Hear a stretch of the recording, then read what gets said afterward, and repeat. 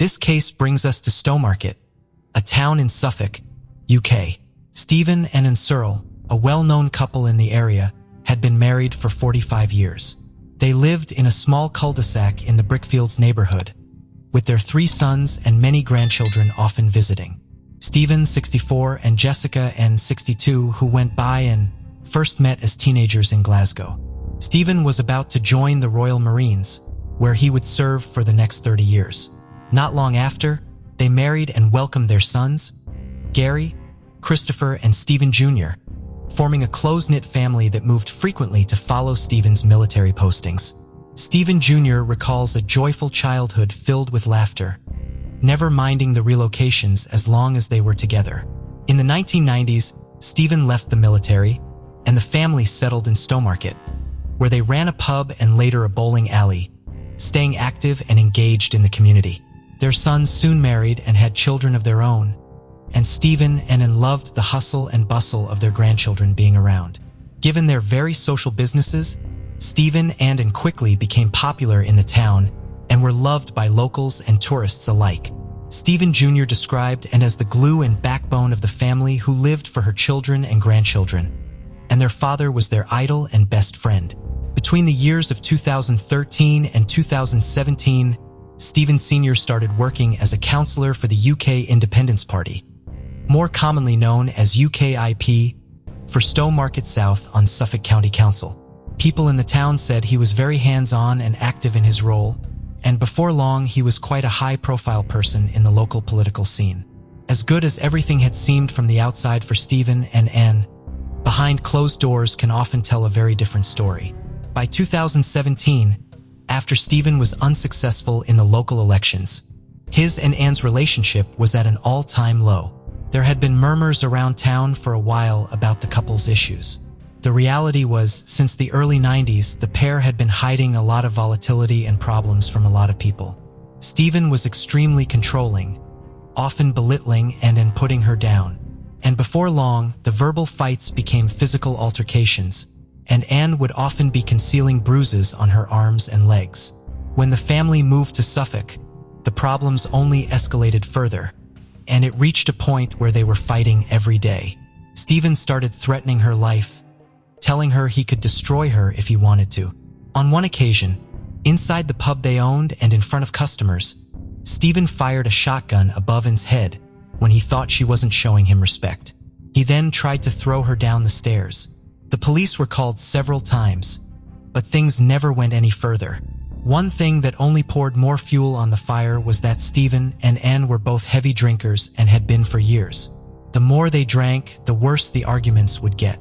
Anne had been to rehab before and was aware that she had a problem. By 2017, she admitted that her drinking was out of control, her mental and physical health was on a rapid decline, and she was miserable. Things got even worse when it came to light that Stephen had had an affair that would last for 3 months. And, who was having suspicions that Stephen was involved with someone else, eventually guessed the pin to his phone and discovered many exchanges between Stephen and a contact called SBG, his code for Steve's beautiful girl. She was devastated, but had no clue who it was and begged Stephen to tell her everything. After denying it for weeks, the truth finally came out. It turned out that Stephen had been having an affair with his own son's wife and mother of his grandchild, Anastasia. This was a bombshell for the family. Everyone was horrified. When Anastasia was confronted, she said that Stephen had been chasing her for years, long before she started seeing his son Gary. At one point, she found out Stephen had a folder on his computer full of photos of her, some where he had photoshopped her into graphic and explicit scenes. He then started sending her photographs of himself from decades ago when he was a bodybuilder, telling her he was lonely and hadn't had sex in years. Anastasia said after months of his persistence, and being fearful of what he might do if she continued to say no, she and Stephen started a sexual relationship. Stephen Jr. said when it all came out, it was a very dark day for the whole family. The betrayal had so many levels to it. He said his mother was completely broken and mortified. Anastasia said she was in a vulnerable place at the time, maintaining she felt ashamed and guilty, and was sorry that any of it had happened. Gary stopped talking to his father after this, and he and Anastasia said they had started working hard to repair their marriage. Gary said it brought them closer, and they remain committed to each other. After news of the affair came out, on top of the endless fights and emotional and physical abuse for so many years, and was in a very dark place, but told people that she was worried she was too old to start again. Having been with Stephen for 45 years, the thought of moving on was too overwhelming for her, and she said that she would push through and make it work no matter what. As Christmas 2017 was approaching, it seemed that and had turned over a new leaf. By December, she had given up smoking, was working on controlling her drinking again, and had lost a lot of weight. She told colleagues that she was feeling positive about her future and was keen to put the past behind her. Despite all of this, sadly, Christmas Day for the family was a less than happy occasion. With the tension already palpable, everything was turning into a fight, and was disappointed that Stephen hadn't bothered to get her anything nice to unwrap, and was left tearful and embarrassed when Stephen threw the Christmas dinner she had made in the bin. That night, with her mood at an all-time low, and posted a troubling and sad status to Facebook. "Happy Christmas to you all. Hope you are doing well. Have a good day. I hope I will still be here in 2018. We will see," she said. 5 days later, everything would change. 10:20 p.m., December 30th, 2017. Police received a disturbingly calm call from none other than Stephen Surl. As can be heard from the 999 call, police had arrived at the house in less than 2 minutes. As he let them inside, Stephen said, "Sorry, I've been a very naughty boy. Everyone has their breaking point. Paramedics tried to revive and for half an hour, but she was pronounced dead at 10:58 p.m. Several hours later, at 4 a.m., Stephen Jr. was woken up by officers banging on his door. He was expecting them to tell him that someone in his family had been in a car accident or had suddenly fallen ill and was in hospital. When they told him the awful truth that his mother was gone and his father was responsible, he said the wind was knocked out of him and he went totally numb. Stephen Surl was remanded in custody, and on the January 2nd he appeared at Southeast Suffolk Magistrates Court. He spoke only to confirm his personal details and made no indication of a plea. A post-mortem examination revealed that and had died from a sustained compression to the neck. According to experts, Stephen had put Anne into a chokehold for a long period of time. A forensic pathologist said that Anne would have lost consciousness after about 15 seconds, and causing her death required further sustained pressure for a period of several minutes.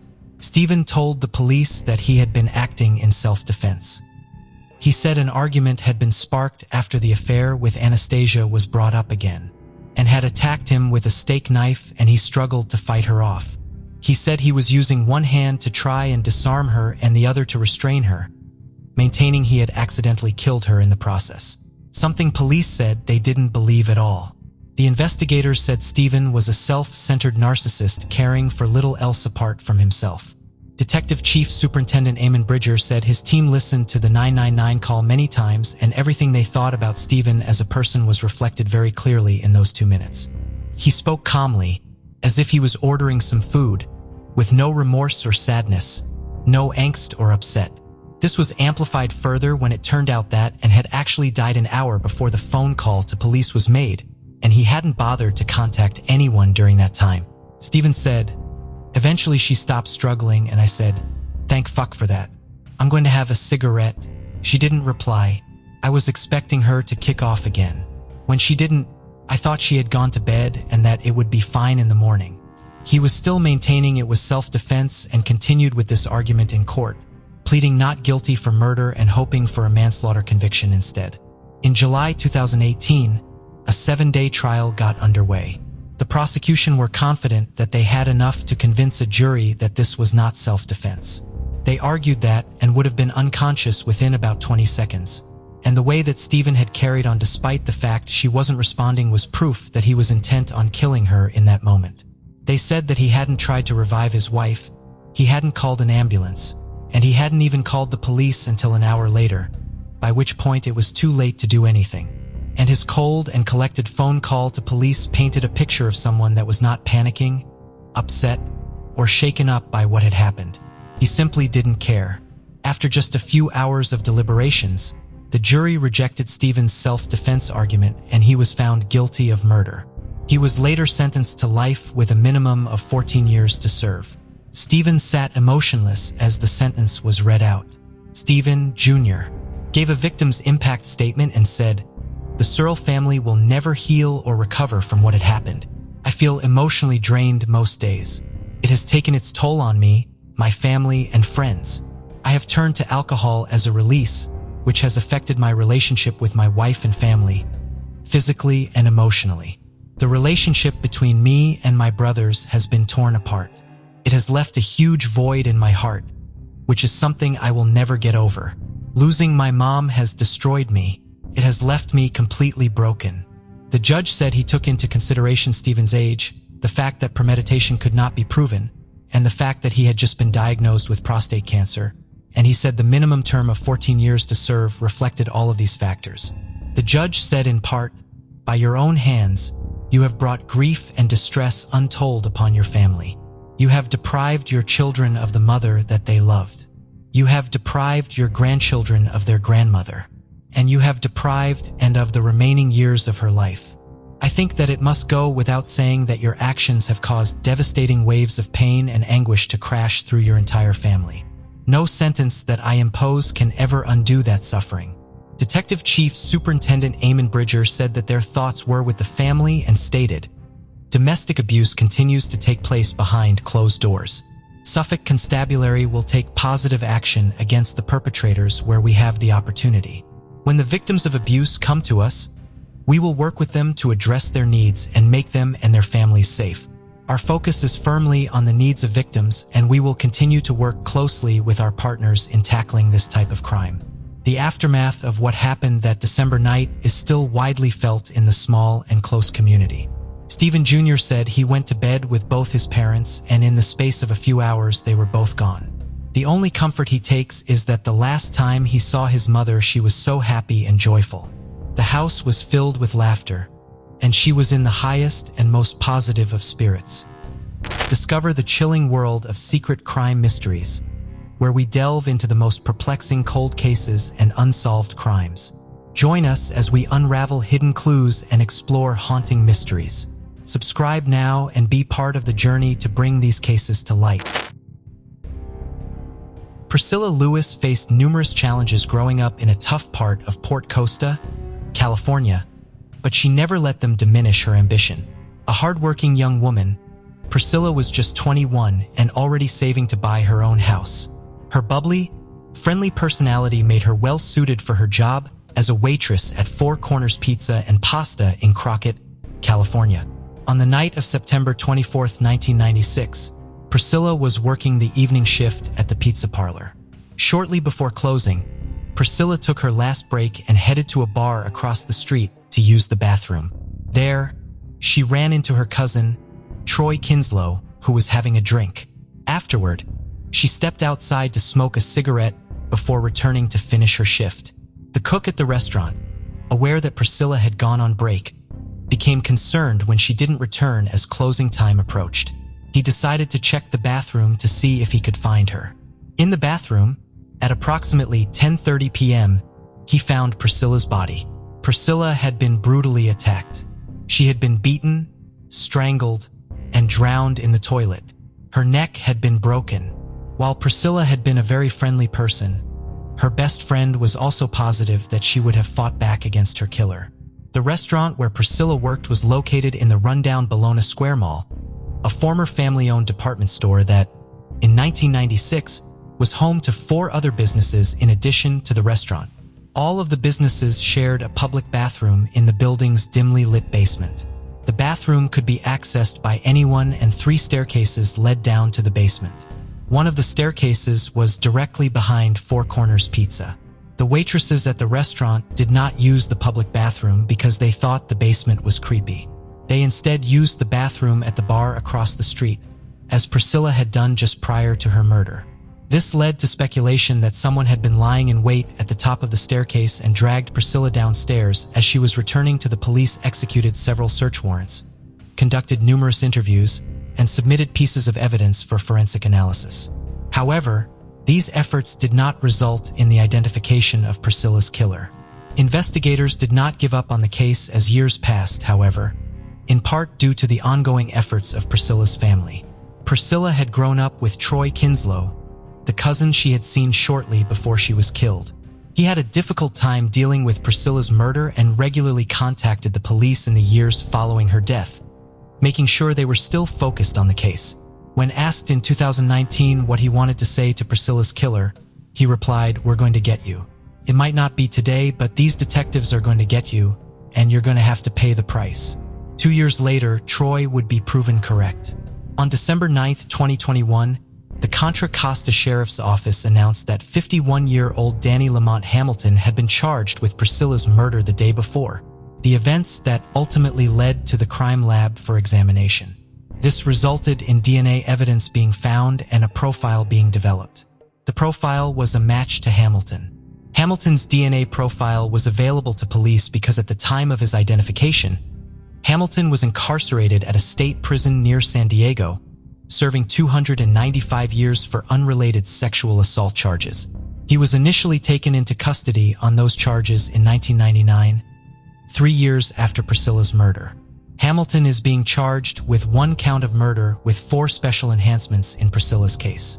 Priscilla's brother David was understandably disturbed to learn of Hamilton and the nature of his other crimes. He does believe that finally having answers in Priscilla's case will help his family heal, even though the arrest has opened up old emotional wounds that have never fully healed since his sister was murdered. He also hopes that DNA evidence will help solve other cases and provide answers to other families. In 1999, Minnie Sorano was a 13-year-old 7th grader at Middle School 135 in the Bronx, where she was a straight-A student. She had a bubbly and sweet personality. She was very helpful and mature, often helping take care of her younger sister, Nadia, and running errands and doing chores for her mother and stepfather. She was enterprising for her age, selling candy to the other residents of her apartment building. She loved poetry and wrote regularly in her journals, filling them with her own poems, school assignments, journal entries, and letters.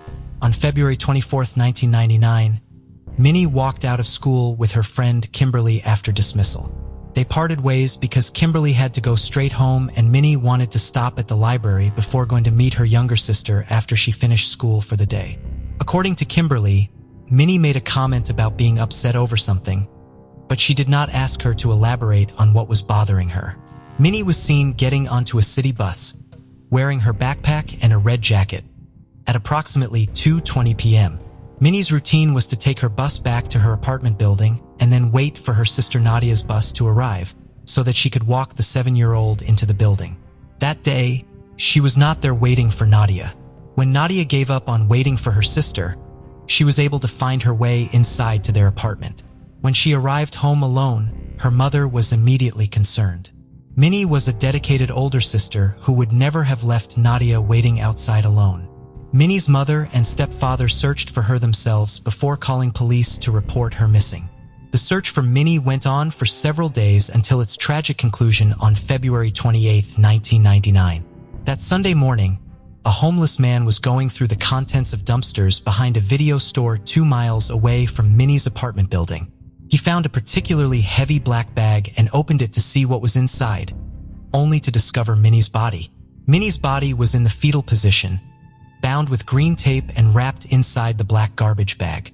The medical examiner did not find evidence of sexual assault, but the district attorney's office would later describe Minnie as being sexually abused, an assertion supported by the semen stains found on the front of the sweatshirt she was wearing. Minnie was found fully clothed, but her jacket and backpack were missing. The medical examiner determined Minnie had died of strangulation as the result of her neck being compressed, possibly while she was held in a chokehold. Minnie may have arrived at her apartment building as usual. A witness came forward reporting seeing her get off at the bus stop near her building on the afternoon she disappeared. Police canvassed the building, hoping to find further witnesses. They also feared that Minnie's killer may be another resident of the building, particularly in light of the fact that she sold candy door to door in the building, raising concerns that someone she met doing this may have developed an obsession with her. The DNA from the semen found on Minnie's sweatshirt was run through a national criminal database in 2000, but no match was found. It would be this DNA that would finally lead to an arrest in Minnie's case more than 22 years after her murder. On November 29, 2021, 49-year-old Joseph Martinez of New Rochelle, New York was arrested for Minnie's murder. The following day, he was arraigned on 2 counts of second murder, felony and intentional, in Bronx Supreme Court and remanded to custody. Martinez had been identified using familial DNA. Familial DNA is perhaps most well known for its use in identifying Lonnie David Franklin Jr. as the serial killer known as the Grim Sleeper in Los Angeles in 2010. The technique is used in cases where a direct match to an unknown DNA sample is not found in criminal databases. It looks for partial DNA matches in these databases instead, trying to identify any relatives of the contributor of the unknown DNA, potentially allowing authorities to greatly narrow down their pool of possible suspects. Minnie's case was the first cold case in which the technique led to the arrest of a suspect in New York City. The state of New York had authorized this technique to be used to attempt to identify suspects in criminal cases in 2017. Since then, the state had only approved the use of the technique in just 35 cases. Only 10 of these cases resulted in a match being located. Investigators are required to go through an extensive application process with the New York State Division of Criminal Justice Services and the State Police Crime Lab in order to obtain authorization to submit samples for familial DNA testing. Investigators on Minnie's case first sought this authorization in 2018 after the case was re-examined by the Bronx Homicide Squad that February. Between the extensive authorization process and the detailed forensic work required by scientists at the crime lab, it will be 2 years before investigators had a lead to follow. In June of 2020, familial DNA testing identified a now-deceased convicted offender in the criminal database as a partial match to the investigators then began looking into his family. Based on the amount of DNA shared by this offender and the man who left his DNA on Minnie's sweatshirt, they believed the man they were looking for was the son of the offender found in the database. Investigators learned that the offender found in the database had 5 sons and began researching to see if any of them could be the killer they were looking for. 2 of his sons were eliminated because of their age at the time of the murder. The lives of the other 3 were closely scrutinized to ascertain if any information, like their location at the time of the murder or any physical impediments, could exclude them as a possible suspect. While re-examining their case files in light of the new information provided by the familial DNA testing, investigators learned that one of the 3 potential suspects had lived in the same building as Minnie and had been interviewed in the early days of the investigation as a part of the canvassing of the building. This individual was Joseph Martinez, who was 27 years old at the time of the murder. Police were able to surreptitiously collect a discarded DNA sample from Martinez. Testing of that sample showed that Martinez's DNA was a match to the DNA from the semen found on Minnie's sweatshirt. Martinez voluntarily met with police to be interviewed about the case. During this interview, he denied ever having physical contact with Minnie. Martinez pleaded not guilty to the charges against him in court and maintained his innocence to the press through his lawyer. He has no criminal record and is the father of 2 daughters. Martinez is a street astronomer who would set up a telescope on the street and give astronomy lessons to passersby, particularly children. He had an active social media presence and was known as Jupiter Joe. According to his website, he had been scheduled to be at a playground in the Bronx with his telescope 3 days after his arrest. In an unsettling coincidence, Minnie had an interest in astronomy. She told some of her friends she wanted to be an astronaut, and one of her journals contains a long list of astronomy websites she liked to visit. When asked about the arrest in his daughter's case, Minnie's father, Luis Soriano Duran, who now lives in Texas, was happy there was finally progress in the case, but sad that it took so long. Everywhere we go, we see a little kid. I remember her. When somebody smiles like she did, it makes me remember her. She always was in our heart and in our mind. I hope that justice will do its work. This time, do it on time and right, he told NBC New York. When asked about the man charged with his daughter's murder, Mr. Soriano Duran replied, "I wish him to go to hell." Martinez is due back in court on March 7, 2022. Mary Romczyk was born in Czechoslovakia in August of 1908 and came to the United States with her family when she was 8 years old. The family settled in Owasso, Michigan, and Mary attended St. Paul's School until she reached the 8th grade when she dropped out so she could help put her siblings through school. Mary got married in 1951 to a man named Leonard Pryor, and the couple settled in Flint, Michigan. Mary had learned to make candy as a child and added on to her house at Chippewa and Louisa Streets in Flint so that she could open up the Sweet Marie's candy shop. Due to rising violence in Flint, Mary and Leonard eventually decided to sell the candy store and retire. They moved to the small village of Lennon, Michigan, which they believed would be a safer location. Leonard passed away in 1992. Mary remained at their home in Lennon with her beloved dog, Pupsy, who frequently accompanied Mary on her walks. According to her family, Mary was a sweet woman with a wacky sense of humor who was always kind and generous.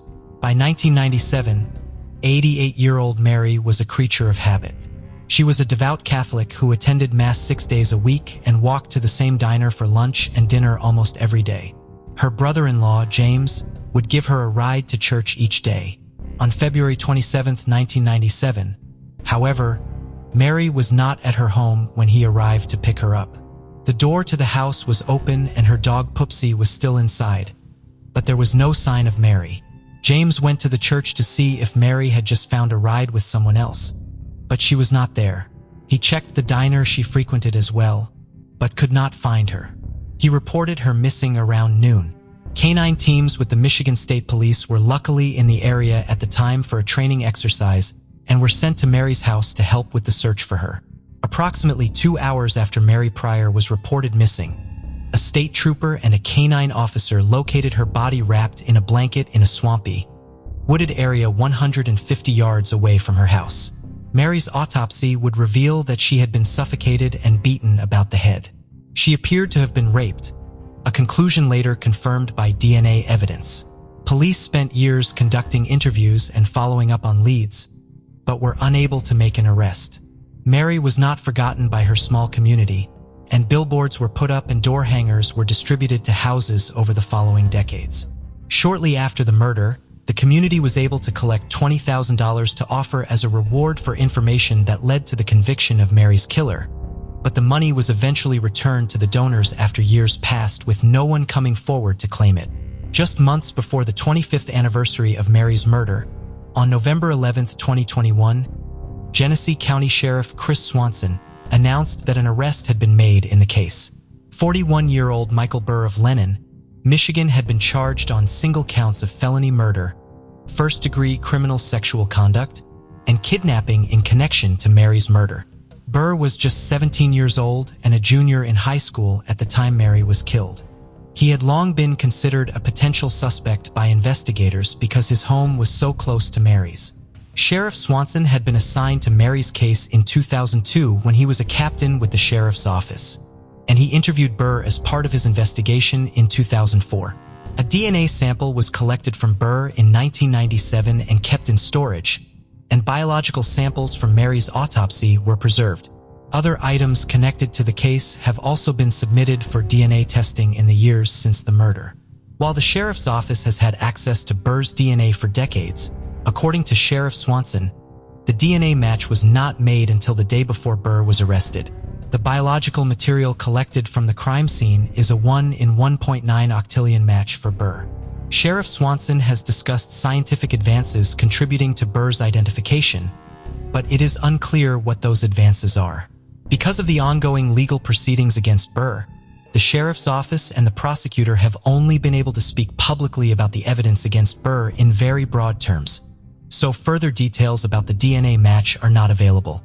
There is other evidence prosecutors plan to use in court, including drag mark evidence, as well as a witness who provided a statement several years ago and is still available to testify in court. However, like the DNA techniques used in the case, this evidence will only be detailed to the public as the legal proceedings against Burr progress. I didn't think this was ever going to be solved. I just felt that way, and I am so pleased and so happy that Aunt Mary is going to get the justice she deserves. Emily Dubé, Mary's niece, said following Burr's arrest. 9-year-old Elizabeth Olsen was the youngest of 3 children, living with her mother, Patty, in the small rural town of St. Martin's, Missouri, which had just over 1,000 residents. Elizabeth was passionate about theater and performing and had recently been cast in the school play, a role she was excitedly diving into. She practiced her lines daily with anyone willing to play the other parts, rehearsed her songs, and often asked her siblings to join her in acting. Elizabeth would find any reason to dress up and sing along to Hannah Montana and Taylor Swift. Known for her sweet, innocent, and kind-hearted nature, she was friendly, caring, and always looked out for those around her. Elizabeth shared a close bond with her mother, Patty, and they loved to bake together and play puzzles and games. On October 21, 2009, a typical Wednesday, everyone was home from school, and dinner was nearly ready. Elizabeth's friend, Emma, came to the door, asking if Elizabeth could come out to play. Patty initially said no, as it was a school night and dinner was almost done.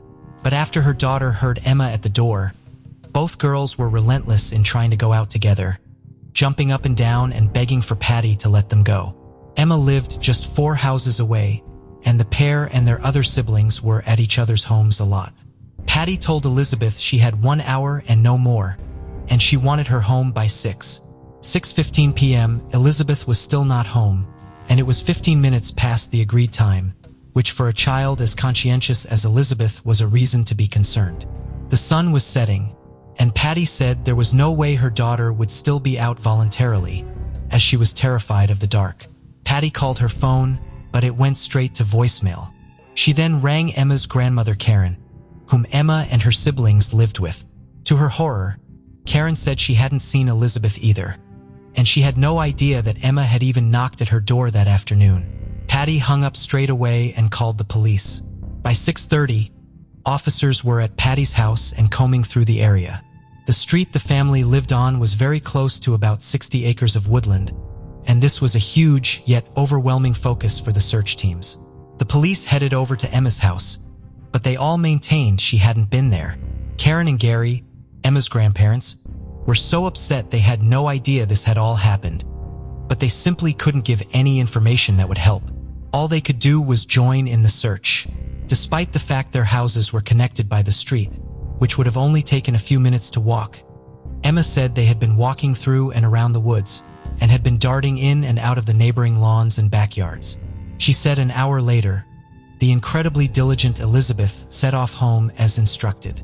Emma said she watched her walk off, and that was the last time she had seen her. Officers said they still couldn't see any evidence that pointed towards foul play or anything untoward, suggesting maybe she had become lost in the woods, to which Patty replied, "She's 9 years old. She wouldn't just walk off by herself."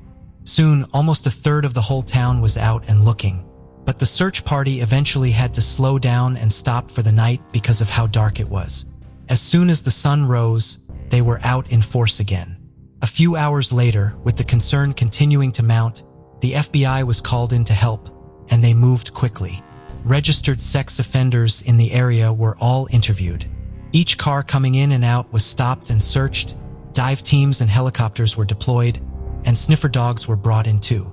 The team started looking at Elizabeth's phone activity and ordered the information from her cell phone provider. The data arrived quickly and showed that her phone was still on and was actually pinging near her home and in the woods. It was now 24 hours later, a painfully long amount of time when dealing with a missing child. There were no items of clothing found, no dropped phone, no clues at all. Unfortunately, when they were searching the location that linked to her phone battery suddenly went dead and the ping stopped.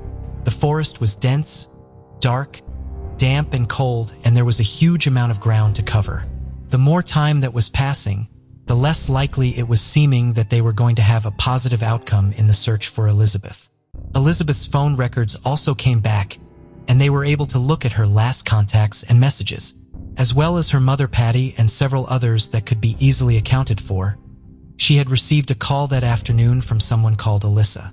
6-year-old Emma then asked to talk to the police again. She now had a new story, but seemed scared to tell the detectives. She said that her half-sister had been the one to get her to knock on Elizabeth's door that afternoon. Her half-sister was 15-year-old Alyssa Bustamante.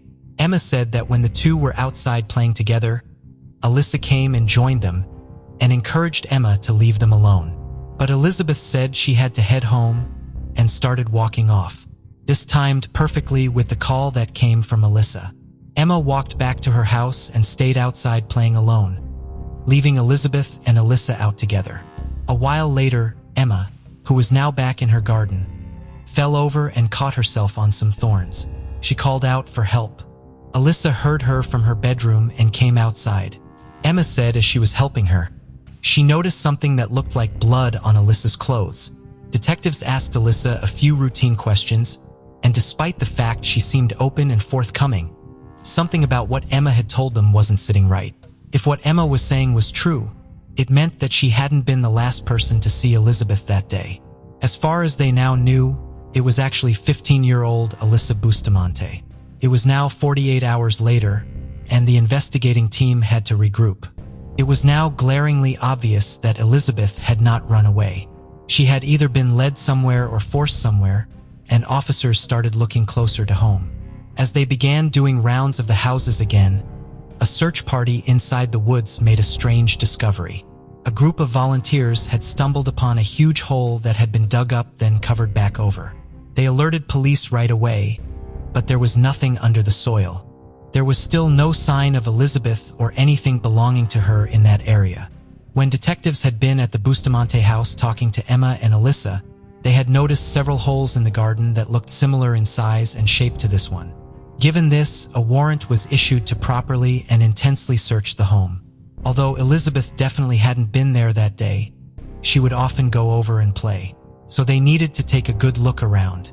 Everything seemed normal and in order until they entered Elisa's room, painted a very troubling and chilling picture. Everything was everywhere and there was writing all over the walls, some parts in blood. There was also a drawing of an outline of a person with the name Emma next to it, her 6-year-old sister. Cards from her father, who was in prison, were scattered around the room. And, buried under everything, detectives found Alyssa's diary. One entry read, "If I don't talk about it, I bottle it up, and when I explode, someone's gonna die." They also noticed a paragraph that was scribbled over in blue pen. Fortunately, investigators were able to uncover some of the original writing by shining a light on the back of the paper. 2 words stood out: slit and throat.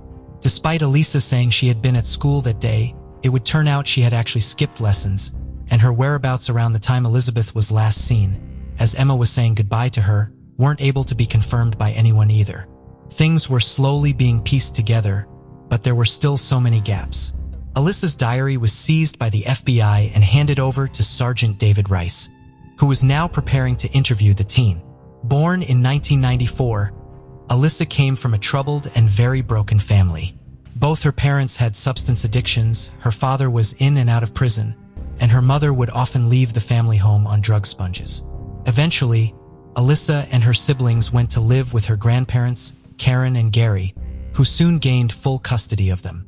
Karen said she adored Alyssa, and although the children had had a tough life, she did her best to raise them well, shower them with love and care, and be a constant and supportive presence in their lives.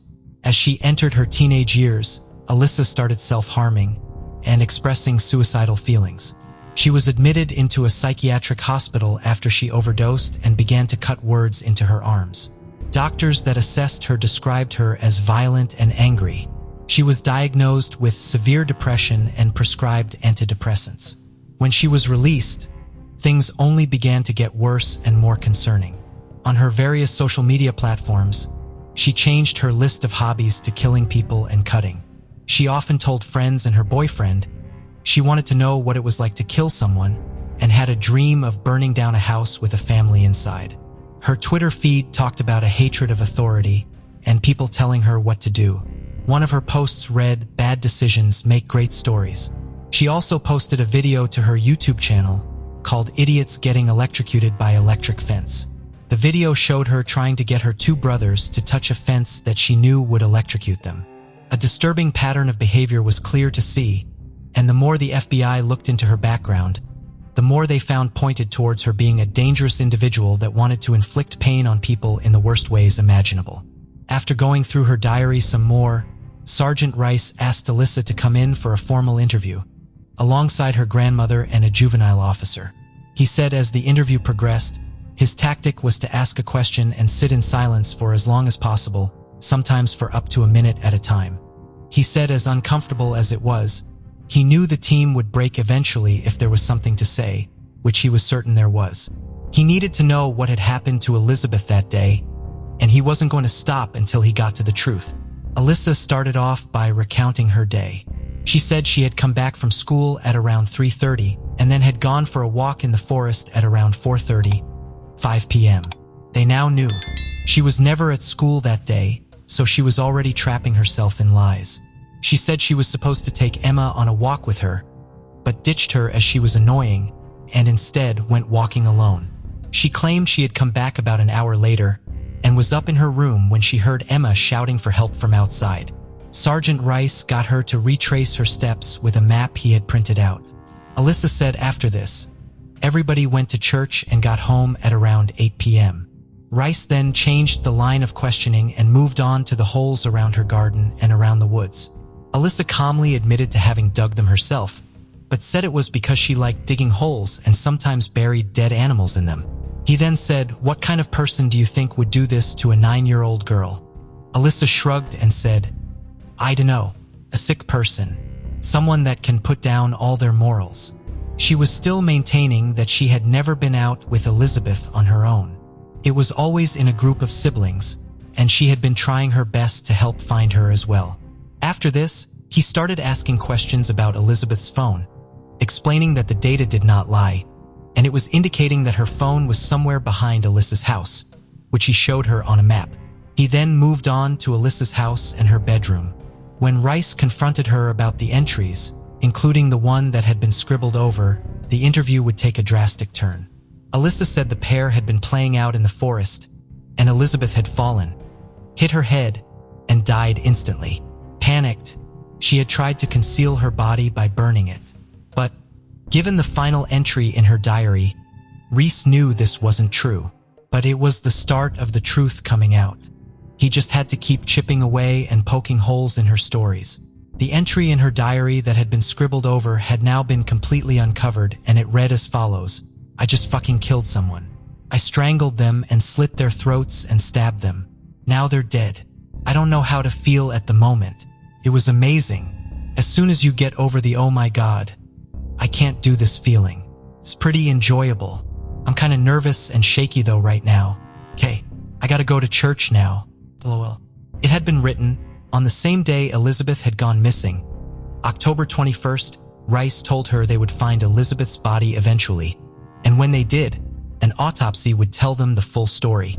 Alyssa told Rice that she had bumped into Elizabeth and Emma outside, and once Emma had gone, everything started to unravel. Despite her denials it was pre-planned, she was already armed with a kitchen knife. Holding the 9-year-old's hand, the pair walked for 15 minutes, deep into the forest, with Alyssa telling her she had something to show her. They just had to walk further in. Once they reached a certain spot, Alyssa said she beat and strangled her before slitting her throat and stabbing her repeatedly.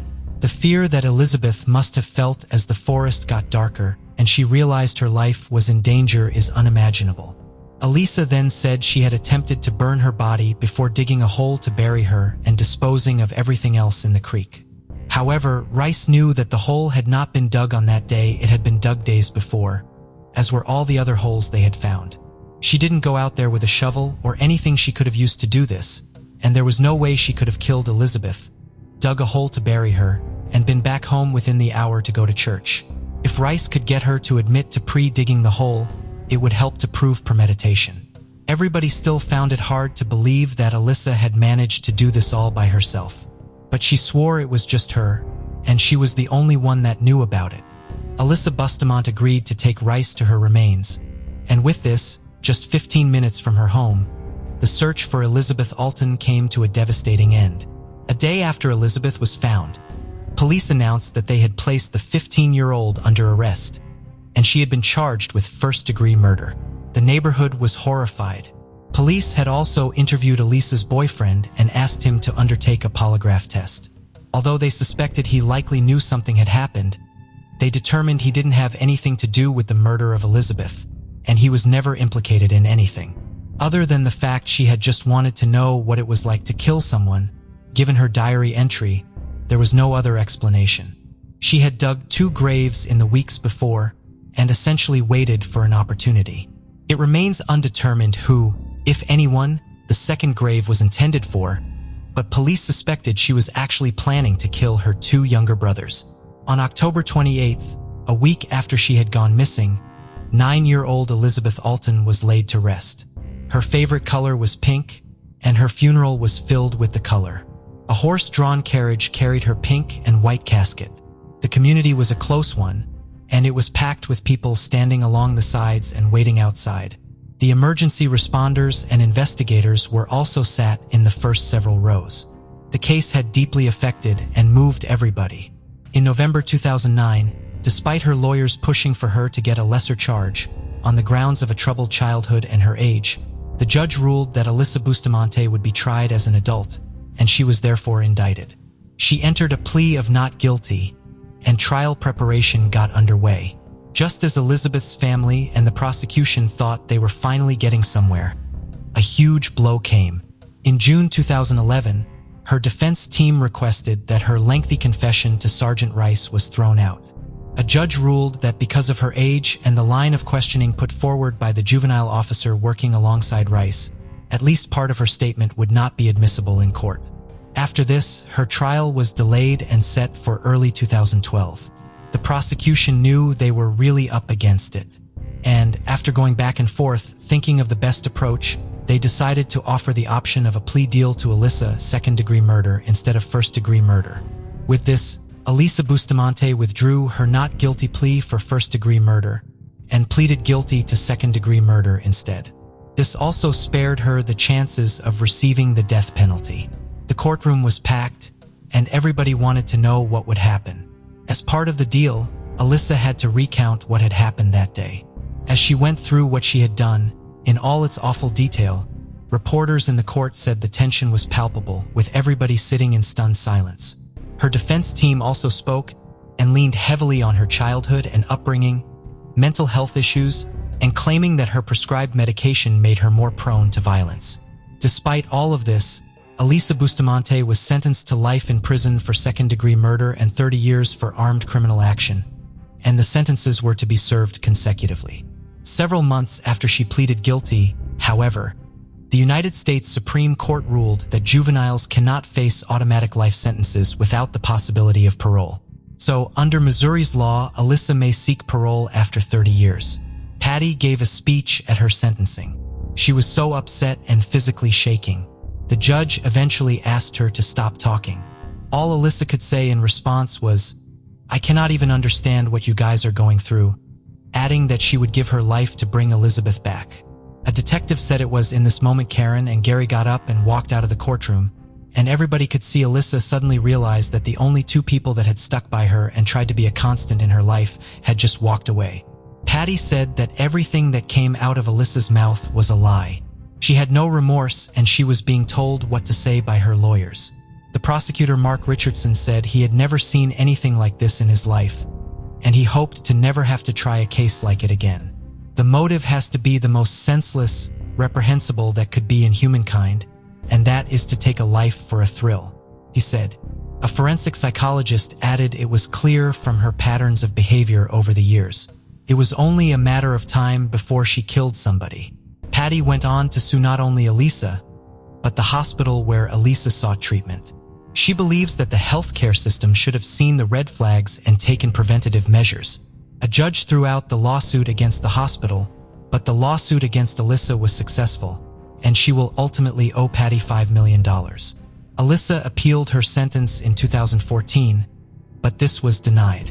The events that transpired so very quickly on October 21, 2009 rocked the town and shattered the closeness of the community. Patty said she misses her daughter's kindness and her ability to see the good in everyone and everything. A friendly and innocent young girl, excited for her starring role in the school play, just playing with her friends and siblings, enjoying the simple pleasures that childhood brings. Her life was snatched away in the most frightening way imaginable, and the damage done to so many people on that day will forever be felt. In 2021, 59-year-old Francois Vérove was residing in La Grande Motte on the southern coast of France. On September 27th, he informed his wife that he was heading to a vacation rental property they owned in Grab du Roy to meet new tenants. After kissing her goodbye, he left on his bicycle, but he never returned. When his wife checked his computer, she discovered that no one had rented the property. She reported him missing, and his whereabouts remained unknown for 2 days. On September 29th, his body was found in the rental property, accompanied by 2 notes. One note claimed his death was a suicide, asking that he not be resuscitated if his attempt left him in a coma. In the other, Vérove confessed to committing horrific crimes and murdering innocent people. A DNA test from his body confirmed that Vérove was the notorious, unidentified serial killer Legrelli, who had eluded authorities for 35 years. Legrelli was believed to be responsible for 3, possibly 4, murders and 6 rapes between 1986 and 1994. His first known victim was Cécile Bloch, an 11-year-old who lived with her parents and older half-brother in Paris's 19th district. Cécile was a gifted student and talented violinist who had played with a youth orchestra for several years. She was set to transfer to a specialized school in early 1987, where she could pursue her studies alongside her conservatory training. Monday, May 5, 1986 started out as an ordinary day at the family's apartment. Cécile's parents left for work at 8:10, and her half-brother, Luc, who was doing advanced studies in biology at the time, left 5 minutes later. Cécile would leave for her morning classes at 8:40. Cécile's routine was to return home for lunch at noon before returning to school. Her mother, Suzanne, would call home to check on her. On May 5th, however, Cécile did not answer the phone as usual. Suzanne waited a few minutes before making a second call, which also went unanswered. She then called Cécile's school and learned that her daughter had never made it to class that morning. Both of Cécile's parents then rushed home to look for Cécile. When they arrived, Cécile was not there, but her school bag was not either, meaning that she left for class but did not arrive there for some reason. Cécile's parents enlisted the help of one of the building's caretakers to search for her. Around 3 p.m., the caretaker was searching a utility room on the 3rd level of the basement when he discovered Cécile's body underneath a piece of discarded carpet. Cécile had been raped, strangled, and stabbed once. Her body was also marked by scratches and bruises, indicating how fiercely Cécile had fought against her killer. Police quickly had a potential suspect for the horrific crime. Several witnesses, including Cécile's parents and her half-brother Luc, saw an unfamiliar man in the building, both on the elevator and in the parking lot, one level above where Cécile's body would later be found, between 7:50 and 9:20 that morning. Luc in particular got a good look at this man and had reason to remember him. That morning, he rode the elevator with a stranger as he headed out for the day. He remembered him not only because he did not recognize him from the building, but also because he was unusually friendly for someone he did not know. Luc assumed the man was just visiting someone else in the building and therefore thought it was unusual when the stranger told him that he hoped he had a very, very good day as Luc exited the elevator. Luc described the unknown man as being between 25-30 years old and just under 6 feet tall. He also reported that the stranger's face had very textured skin, either from pockmarks or acne scars. This detail would lead to the moniker the killer would be given while his identity remained unknown, Legrelli or the pockmarked man. A composite of the suspect was generated but did not lead to the identification of Cécile's killer. Her case was closed and reopened several times with numerous individuals re-examining the details of the case, but Cécile's family remained frustrated with the progress of the investigation. After completing his studies, Luc became a geneticist and pushed for authorities in France to use DNA technology in his half-sister's case, as authorities in the United Kingdom and Belgium had begun doing in some of their investigations. It would take years, but eventually, semen found on Cécile's body was submitted for DNA testing and a profile was developed. This profile would ultimately link the pockmarked man to 3 other rapes and 2 other murders. The first crime DNA tied him to was the rape of an 8-year-old girl called Sarah, which occurred the month before Cécile was killed. Sarah entered the elevator in her apartment building on the morning of April 7, 1986. A man was already inside of the elevator and pretended to press the button for the first floor for her. Instead, the elevator went down to the 4th level of the basement where the man pushed her out of the elevator. He pulled her over to a mattress and punched her twice as she struggled to get away. He stuffed a rag in her mouth, raped her, strangled her, and left her for dead. Luckily, she was only rendered unconscious and woke up approximately 15 minutes later after her attacker had fled. The same DNA was also found at a double murder which occurred shortly before the 1st anniversary of Cecile's murder. 20-year-old Umgard Muller was from Germany but was living in Paris, working as an hauteur and studying geography. Her employers were 38-year-old Gilles Balletier and his wife. Gilles was an airline mechanic who worked nights while his wife worked during the day. On April 29, 1987, Umgard, who lived in a maid's apartment not far from the Polity family's apartment, arrived to take their daughter to school at 8:45 a.m. Mrs. Polity then left for work. Her husband had not yet returned home from his overnight shift at work. She would not see him again until 7 o'clock that evening when she would discover his body when she returned home. Gilles' body was in a position called a Spanish tourniquet by the authorities. He was on his stomach with his arms behind his back. His arms, legs, and neck were all connected with various ties and pieces of fabric from within the apartment. The various pieces were tightened with a poker from the fireplace, and he would have suffocated slowly. Mrs. Pouletier then found Umgard's body in her daughter's room.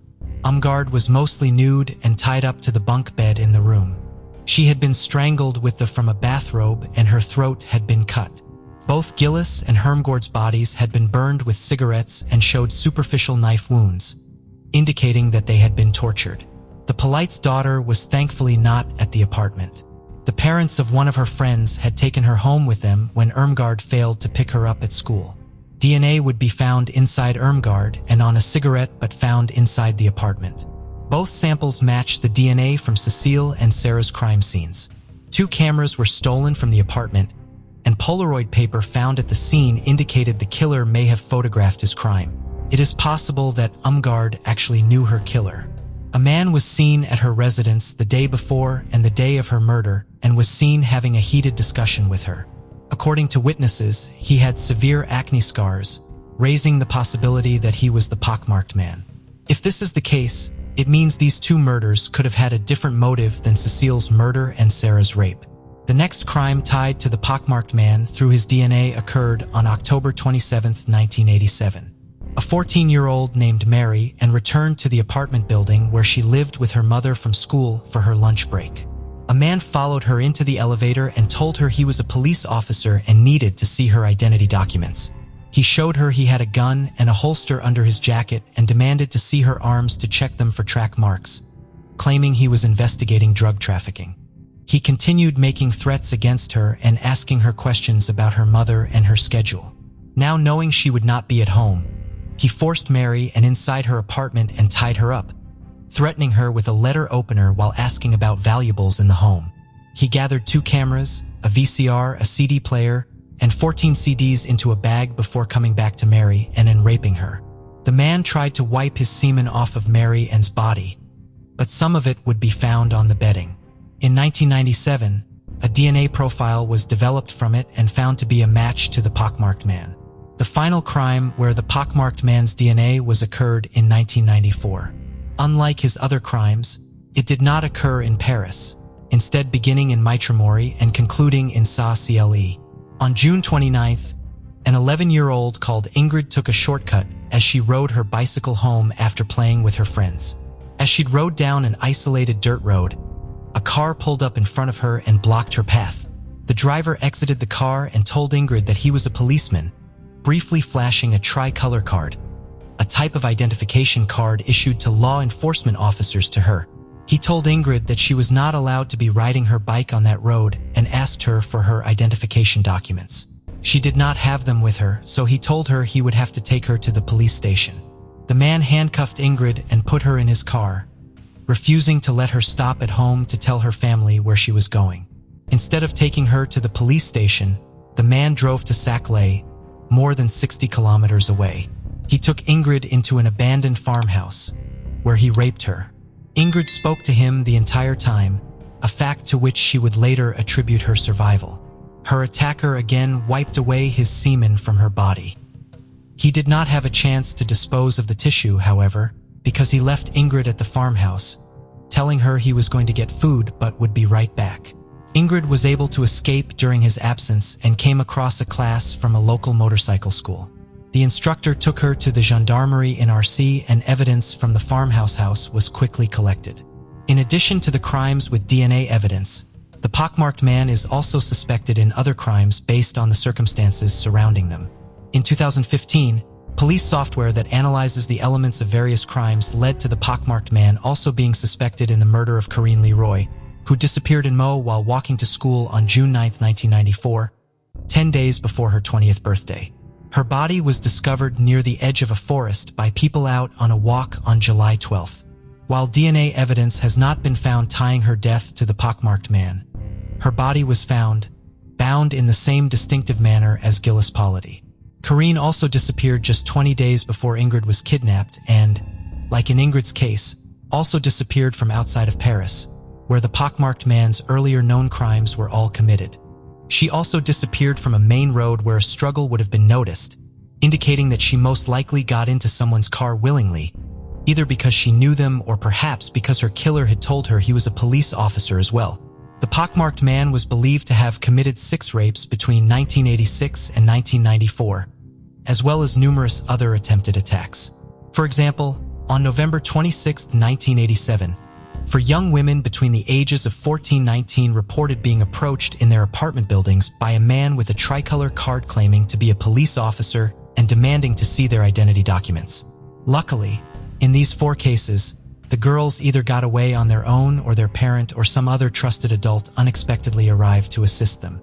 The incidents all occurred right after each other, with 2 of them occurring within the same building, as though the man spontaneously tried approaching victims of opportunity after each failed attempt to gain control over a girl. The incidents were either suspicious or upsetting enough for all of the girls to report them to the authorities. The 4 girls, as well as 5 adults who interacted the man, identified him as the man pictured in a composite image of the man who raped Mary and just a month earlier, tying the pockmarked man to these incidents. Several of the adults who had interacted with this man speculated that he was only pretending to be a police officer as, despite the identification card he flashed, he did not seem to have the confidence or composure of an actual police officer. However, as years went on without the pockmarked man being identified, investigators became more and more convinced that his claims of being a member of law enforcement were not just part of a ruse. Certain details did point to the pockmarked man being either a police officer or a gendarme, a member of France's military police. Some circumstances seemed to make the latter possibility the more likely, such as his vocabulary, the types of knots he tied, and the tactics he used, as well as the proximity of gendarmerie facilities to some of his crimes. He also seemed to have some sense of forensics, making some attempts to prevent leaving behind DNA before the average member of the public would have understood its forensic value and wiping down items at crime scenes that would have had his fingerprints. He was obviously not always successful in removing all of the forensic evidence, but the absence of such evidence at some crime scenes has prevented them from conclusively being tied to him. The possibility that the pockmarked man truly had been a gendarme led to an investigating magistrate opening a massive effort to search for the killer amongst their ranks. In 2021, 750 men, who had been gendarmes in the Paris region at the time of the crimes, were ordered to report for questioning and to provide a DNA sample. Vérove learned he had been ordered to report through his wife, who used his old cell phone number. On September 24, 2021, she told him that she had just received a phone call meant to inform her husband that he had to report in 5 days and instructing him to call back to receive a time for his appointment. She told him that the commander who called said that the summons was in relation to a reopened investigation relating to events that occurred between 1986 and 1992. She would later say that she noticed no change in his mood or behavior when he received this news. He left home 3 days later and was found dead of a suicide by overdose on the day he was due to report for questioning. Vérove served as a gendarme stationed in the cavalry of the Republican Guard between 1983 and 1988. He went on to become a member of the police force until a motorcycle accident forced him into early retirement in 2014. Between 1993 and 2000, He lived in Lanfrey, a 15-minute drive from the site of Ingrid's abduction and a 30-minute drive from where Corinne Leroy went missing. According to Vérove's wife, who had been married to him since 1985, they had a harmonious marriage and her husband never got angry. His identification as the pockmarked man also shocked his neighbors, who described him as a helpful, normal neighbor. He has been described as a typical police officer who acted professionally and had a good sense of humor. However, he did have mental health struggles in the later half of the 1990s, which required him to take time off and seek treatment. The second suicide note, which was addressed to Vérove's wife, has not been released to the public in full. It has been reported that he did not provide details about the crimes which he acknowledged committing. He blamed his crimes on impulses that stemmed from events in his childhood and claimed that his wife and children were the reason he gained control over them and stopped killing. He claimed to have committed suicide to protect his family, knowing that his crimes were about to become public. It has also been reported that Vérove claimed to have committed no crimes after 1997 in the letter. This is concerning because the last crime attributed to the pockmarked man occurred in 1994. Investigators are currently looking into more than 20 crimes, trying to ascertain if Vérove had any involvement in them. Dulce Maria Alavez was born in April 2014. Her mother, Noma, was very young at the time, just 14 years old. So Dulce was primarily cared for by Noma's mother, Norma, who later became Dulce's legal guardian. Though her family was close-knit, her father, Edgar Perez, was deported to Mexico in 2018. Noma described Dulce as spunky yet sweet, always sharing hugs and kisses. Dulce was a loving child who adored the Disney movie Frozen and loved pretending to be a princess. Noma went on to have a second child, a boy named Manny, and by 2019, she was expecting her third. On September 16, 2019, Noma waited at her mother's house for her daughter and younger sister to get off the school bus together. Dulce had recently started kindergarten and was adjusting to her new routine. Once they arrived, Noma, Dulce, Noma's 3-year-old son Manny, and her younger sister decided to spend some time at Bridgeton City Park. Before getting there, at around 4 p.m., they stopped in a gas station to get some ice cream. CCTV showed the family in the store. Dulce was seen wearing white trousers with butterflies and flowers on them, white sandals, and a yellow shirt with a koala on it. They then drove 5 minutes to Bridgerton City Park. After pulling into a parking space beside the basketball courts, Dulce and Manny got out and ran over towards the playground to go on the swings, roughly 30 yards away. Noma, who was 5 months pregnant, would normally take the family dog too and go to the playground with her children. But on this occasion, she did not. She stayed in the car with her younger sister who was doing her homework and scratched a lottery ticket. Although they could see the park, the swings were obscured by a hill. The fact as to exactly what happened next is unclear, as it was reported that at around 4:20 p.m., Manny ran back to the car without his sister, but Noma would later say he had not ran back to the car. She said they could no longer see Manny or Dulce from the vehicle, so she and her younger sister got out of the car and went to go and look. She said they had found Manny crying with his ice cream on the floor. She asked him where his sister was, and he pointed to the buildings by the park. Initially believing she was playing hide and seek, Emma went looking, but there was no sign of her daughter. Before calling 911, Noma called her brother who lived close by and asked him to come out with the dog to see if they could find her. But there was still no sign of Dulce. She asked the children on the basketball courts if they had seen her, and she said that one of them had told her they had seen Dulce running towards the buildings and an African-American man walking near the buildings at that time. This differed from what another girl at the basketball courts had said. She said she had seen what appeared to be a red van and a Hispanic man nearby. Noma said that she had seen 2 children in the park, alongside the children who were playing basketball. I saw 2 kids the same age as my daughter and son coming out. They were holding hands, but I didn't see no grown-up with them. They just went around the park. And then I saw the girls at the basketball court. And that's it. She then called the police. Within minutes, the police had arrived on scene. Dog handlers were also there to assist in the search with bloodhounds, and they scoured through the park and wooded areas, hoping that maybe the little girl had just wandered off or become lost. The task in front of them was huge. Bridgeton City Park sits on roughly 1,000 acres of land in Cumberland County and was just behind Bridgeton High School. In the time frame of Dulce's disappearance, Bridgeton Police Chief Michael Gamari Sr. said that around 400 vehicles had been close to or around the park during that time. There were no CCTV cameras in the playground, but the police chief said other videos had confirmed she was in the park, as it had been around 45 minutes from her going missing to the police being called. He said the scope of the investigation had widened. The FBI Child Abduction Division were also brought on board to assist local law enforcement in the investigation. The community response was huge. Volunteers from the local community used their knowledge of the area to assist in the search for the missing child. The park had not been immediately closed off, and the locals soon descended to try and help. If she had been abducted, and the abductor had walked to the playground to get her, there was a possibility of footprints being left. But when people began arriving at the park to look for her, any potential footprints could have been compromised or destroyed, as would any potential tire tracks. The following day, September 17th, the police described a van they were looking for, a red vehicle with sliding doors and tinted windows. The description of the van had come from a child, meaning there was a potential for the description to not be accurate.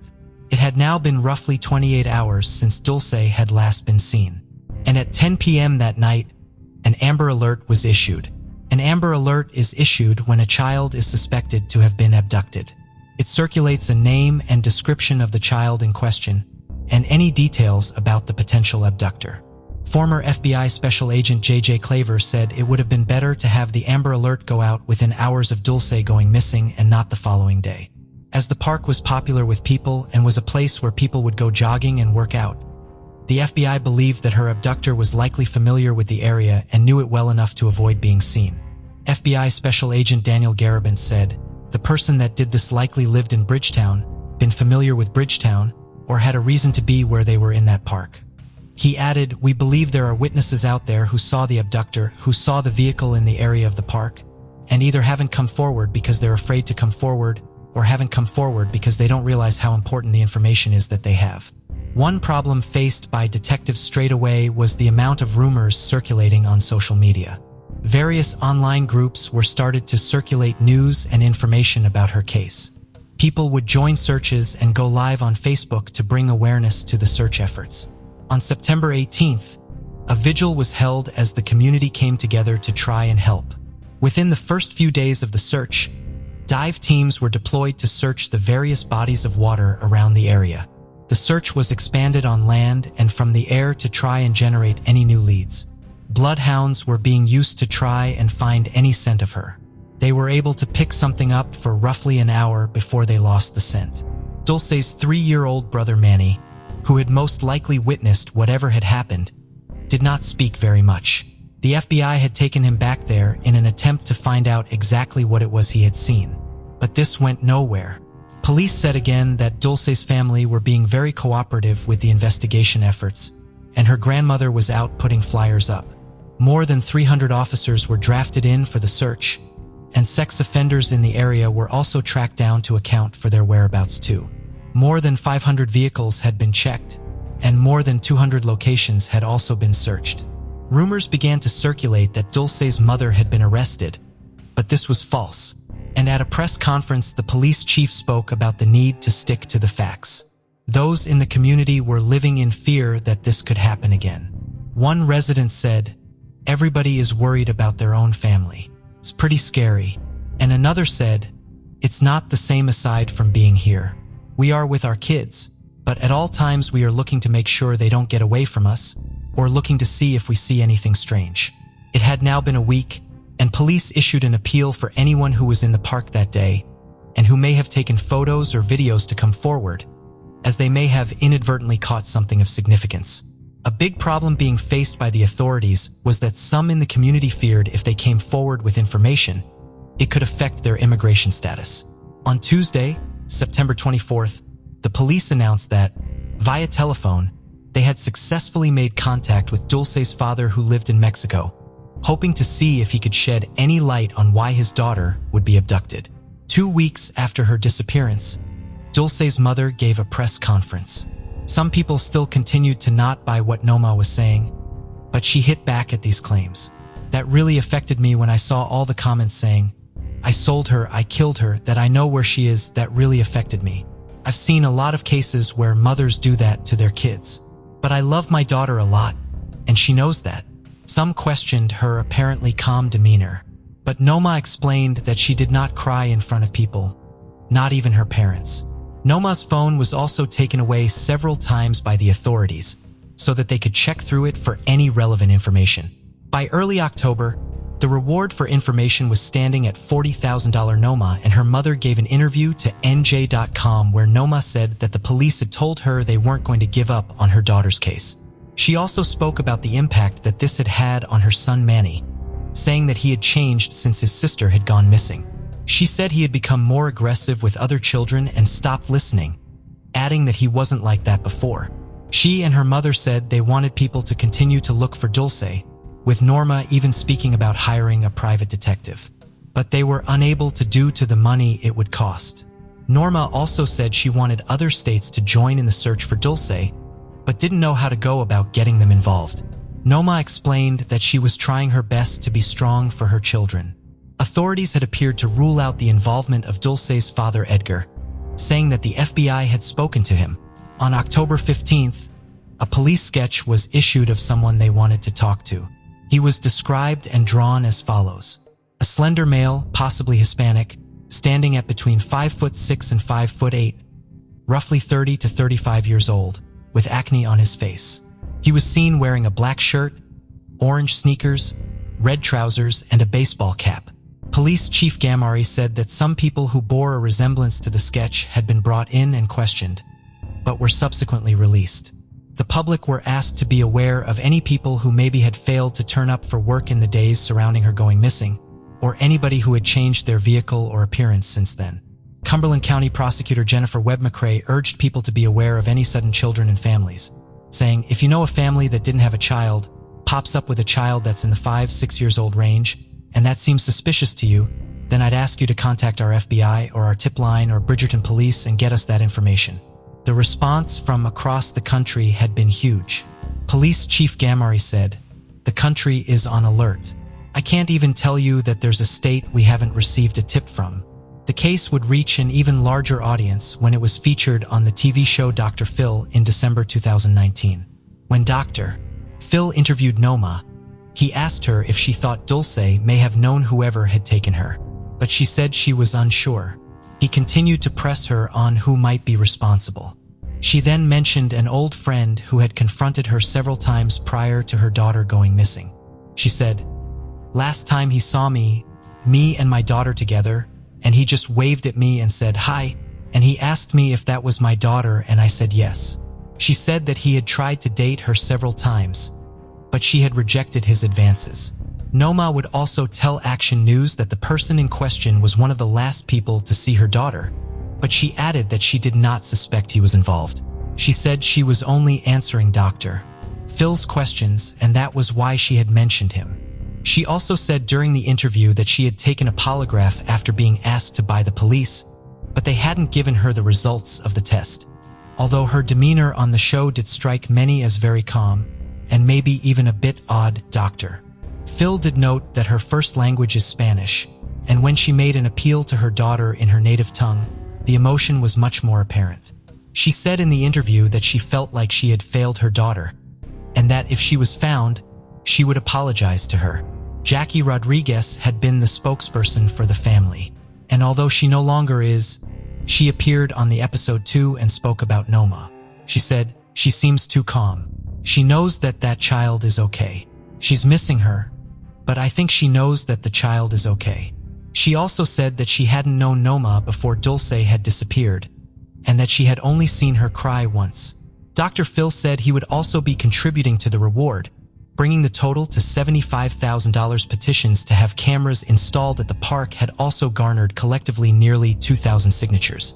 This morning, I signed an executive order directing nearly all of our 9 million residents to quite simply stay at home. In March 2020, COVID-19 put a halt on normal investigative practices. There were no more face-to-face briefings. Courts were shut, and traveling out of state was significantly harder. Several psychics came forward, with one saying they had communicated with Dulce and that she was buried in a shallow grave near her school. Former FBI Special Agent J.J. Claver said that whilst he couldn't speak for the police department, the FBI would not place any credibility on information that had been provided to them by a psychic.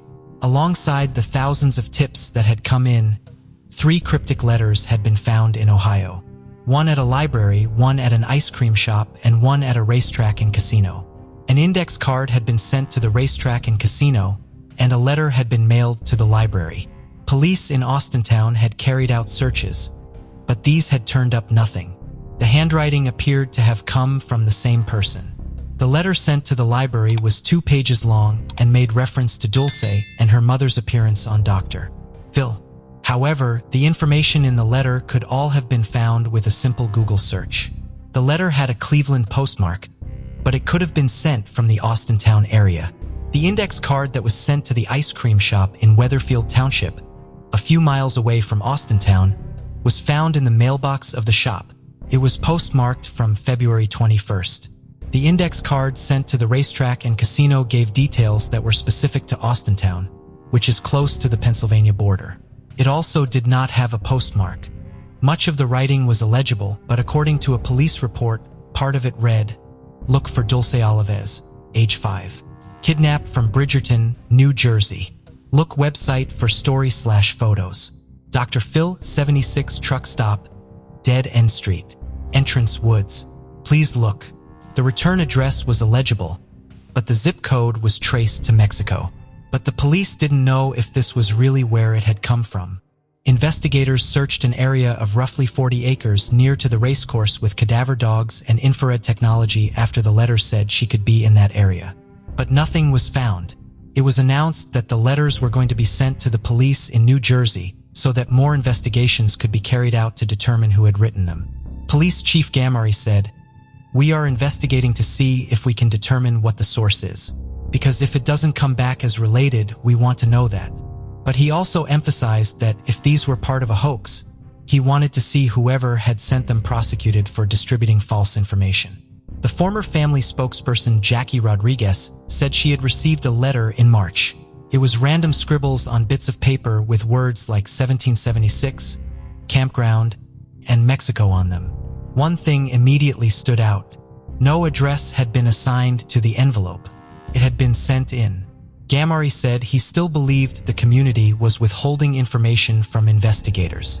"I can say that we still firmly believe that there are people in the public that have information that they are not sharing with us," he said.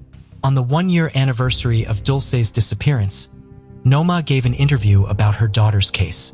She said, "It gives me bad memories because I wish I could go back to the time and come with her to the park and not leave her alone." Cumberland County Prosecutor Jennifer Webb-McCrae said that with the absence of evidence suggesting that Dulce had died, they were going to hold onto the hope that she was still alive. It was around this time that local law enforcement reached out again to Dulce's father Edgar after a video was posted to YouTube on Dulce's birthday. 2 years after her disappearance, the community held a silent walk. It had now been 3 years since Dulce had disappeared. An age-progressed image of her by the National Center for Missing and Exploited Children was issued to the public. A vigil had also been planned at the park she had vanished from. On what would have been her 8th birthday, people gathered to remember her. The search for Dulce Maria Alavez continues. Detectives continue to carry out interviews and investigations in the United States and Mexico and follow all lines of inquiry. The family home still contains her favorite toys and dresses as they wait for her to come home. Her backpack remains where she left it, untouched, with her school papers from her last day at kindergarten inside. Her mother said, "I have all of Dulce's dresses in safekeeping. We have not gotten rid of any of her clothes. We haven't given it away. Her dresses, her shoes, all of it. Her toys too. We don't let anyone touch her things. They're there for her."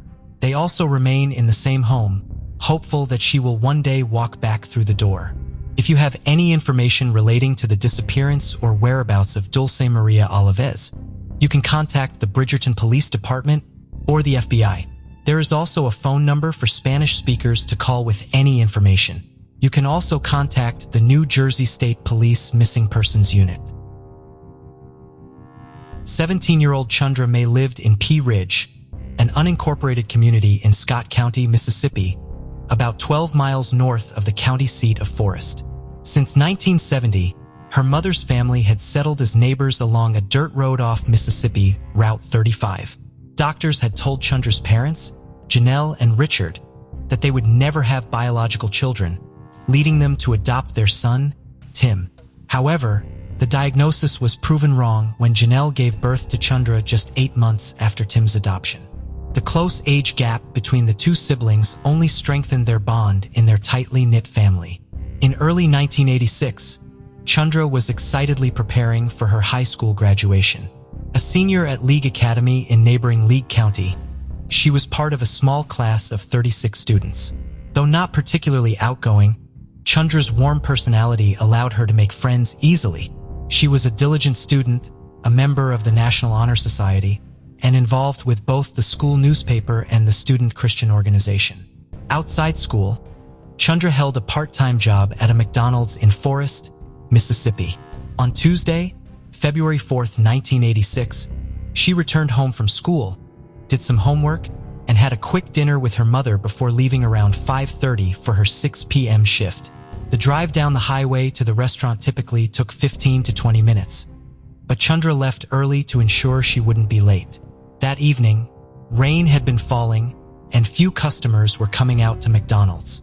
The manager decided to send some of the other employees, including Chundra, home early since there was not enough work for all of them. Chundra clocked out at 7:24 p.m. but sat in the dining room of the restaurant for 15 minutes, waiting just in case business suddenly picked up and she would be asked to clock back in. After no rush of customers came, she finally left the restaurant around 7:40 p.m. Chundra's parents insisted that she call home before she started the drive home after all of her shifts, so that someone at the house would know when to expect her and to go out looking for her in case she had car trouble out on the road at night. As she did after every shift, Chundra called her mother from the payphone before getting into her car. On the way home, Chundra stopped at the TG&Y, a dime store, and purchased a Valentine's Day card, presumably for her boyfriend Tony, the first boy she had ever dated. Chundra's father Richard worked as a riverboat captain for a shipping firm based out of New Orleans, piloting a towboat that pushed barges up the Mississippi River. His job required him to be away from home for a full month at a time, followed by a full month off of work. On February 4th, he was working, and his boat was just outside of Memphis, Tennessee. He called home to check on his family at approximately 8:20 p.m. When his wife, Janelle, answered the phone, she told him that Chundra had not yet arrived home, even though she was expected to arrive by 8 o'clock. Richard told Janelle to go next door and ask her brother-in-law, Olten Spivey, to drive along the route. Chundra would drive home from work and look for her in case she had car trouble and was stranded along the highway. However, when Janelle went outside to walk next door, she saw Chundra's car, a blue 1982 Isuzu, in the road just shy of their driveway, less than 75 yards away from the front door of their home. When she went up to the car, the engine was still running, and the interior light was on because the front driver's side door was open. This front window was partially rolled down. The radio was on, but the volume was turned down. All of Chundra's belongings, her purse, glasses, work apron, school books, and coat, were all inside the car. The only item that would later be determined to be missing was Chundra's driver's license. There was no sign of Chundra herself. The scene was strange, but there were no obvious signs of a struggle outside of the car, holding on to hope that there was an innocent explanation for her daughter not coming inside the house. Janelle called Chundra's boyfriend to see if he had picked her up. When she called his house, he was there with his parents and had been there all evening. Janelle called the police. Based on the scene where her car was found, authorities quickly determined that Chundra had not left on her own accord. Furthermore, it was out of character for her to abandon her responsibilities, and she would not intentionally cause stress for her mother in particular because she was in poor health. Janelle suffered from diabetes and had been in and out of the hospital for the past 3 years. Worsening problems with her kidneys had resulted in her becoming dependent on dialysis treatments for the previous 6 months. Janelle had taken care of her children all of their lives, but now Chundra was helping take care of her mother as her health deteriorated. Chundra did not resent these extra responsibilities, and caring for her mother just made their relationship even stronger. The search for Chundra began in the immediate area around her home. Initially, it was just her family and law enforcement looking for her. However, as the physical search area expanded, the support from the community also grew. Students and teachers from her school helped search for her. The owners of the McDonald's where she worked posted missing persons flyers inside the restaurant. Chundra's co-workers included flyers in the bags of every drive-through order they served. Within 2 weeks of Chundra's disappearance, more than 25,000 missing persons flyers were distributed throughout the state of Mississippi. The Mississippi State Police conducted aerial and ground searches, which took place in 3 different counties. Rumors quickly circulated that Chundra had been abducted by someone posing as a police officer. After her disappearance, authorities received several reports from individuals who said that a non-police vehicle with a flashing blue light had attempted to pull them over on the highway Chundra would have traveled to get home. The scenario would make sense in light of some of the circumstances of Chundra's disappearance. Chundra's driver's license was missing, which could be explained if she took it out to present to someone she believed was a police officer. Furthermore, the fact that she pulled over the road when she was in sight of her driveway was puzzling. However, if she believed she was being pulled over by a police officer, she may have pulled over immediately instead of driving the few extra seconds to pull in the driveway. This possibility is complicated by testimony from Chandra's cousin, David Spivey, who lived next door to her. The evening Chandra disappeared, he saw her driving down the road towards her house after noticing the light from her headlights. According to David, no one was driving behind her at the time. The location where her car was found was just past his home, halfway between his house and hers. This would seem to indicate that whoever abducted Chundra had been waiting for her near her home and perhaps blocked her way down the road, forcing her to stop short of her driveway. However, this would have been difficult to coordinate without Chundra's entire extended family witnessing them waiting for an extended period of time. Furthermore, Chundra had deviated from her normal schedule that evening because she was unexpectedly sent home from work early. Even if her abductor had studied her normal movements, they would not have known to be waiting for her at that time. According to some of Chundra's co-workers, she had been concerned that someone may have been following her in the week before her disappearance. She had been unable to clearly see what kind of vehicle they were in. Several of her co-workers reported to their assistant manager that Chundra was worried but did not want to tell her parents about the person potentially following her because she knew they would make her quit her job out of concern for her safety. Chundra's disappearance destroyed the sense of safety her neighbors thought living in a small town provided them. Regardless of whether or not they played a role in Chundra's disappearance, the community took reports of a non-police vehicle attempting to pull over vehicles in the area seriously, with teachers at Chundra's school advising students not to pull over when they saw flashing blue lights unless they could confirm they were on a police vehicle. Teenagers traveled in pairs and in groups, and many were not allowed out after dark for a time. The National Guard conducted searches with the help of civilian volunteers. On February 19th, Chundra's case was formally declared a kidnapping, which allowed the FBI to join the investigation. Physical searches continued, a reward was offered, and tips were regularly called in, but Chundra was not found. Chundra would be missing for 22 days. On February 26, 1986, an off-duty firefighter was digging for worms to use as fishing bait in the banks of Baker's Lake. The lake was located near Bolton, Mississippi in Hinds County, approximately 80 miles away from Chundra's family home. He noticed something floating in the water. It was a body wrapped in plastic bags. When police examined the body, it was wearing a class ring from League Academy, which was engraved with Chundra's initials, leading to her preliminary identification. Dental records would later confirm that the body was Chundra May's. The day Chundra's body was found would have been her 18th birthday. Chundra's body had been bound with fiber-reinforced packing tape and wrapped in plastic bags before it was thrown into the lake. Chundra's initial autopsy did not conclusively identify a cause of death, so a second one was ordered. At the second autopsy, The pathologist determined that Chundra had been raped and had been struck on the left side of her head. The blow to her head had not caused a skull fracture, and while it had occurred while she was still alive, it was unlikely to have caused her death. The two pathologists who performed the autopsies differed in their opinion over whether the tape used to bind Chundra had been applied while she was still alive or after she was already dead. A large tape mark was visible on her neck when the second autopsy was performed. This led to the pathologist determining that Chundra had most likely died as a result of strangulation. Based on the exact location of the heavy tape mark, he also determined that if Chundra had struggled against her bindings, the tape around her neck could have stimulated her carotid arteries, which could have interfered with her heart beating properly. While Chundra had been missing for just over 3 weeks, she had been alive for the majority of that time. While neither of her autopsies resulted in an exact time of her death being identified, both pathologists found that she had been killed approximately 5 to 10 days before her body was found, meaning she had been held alive somewhere for at least 12 days.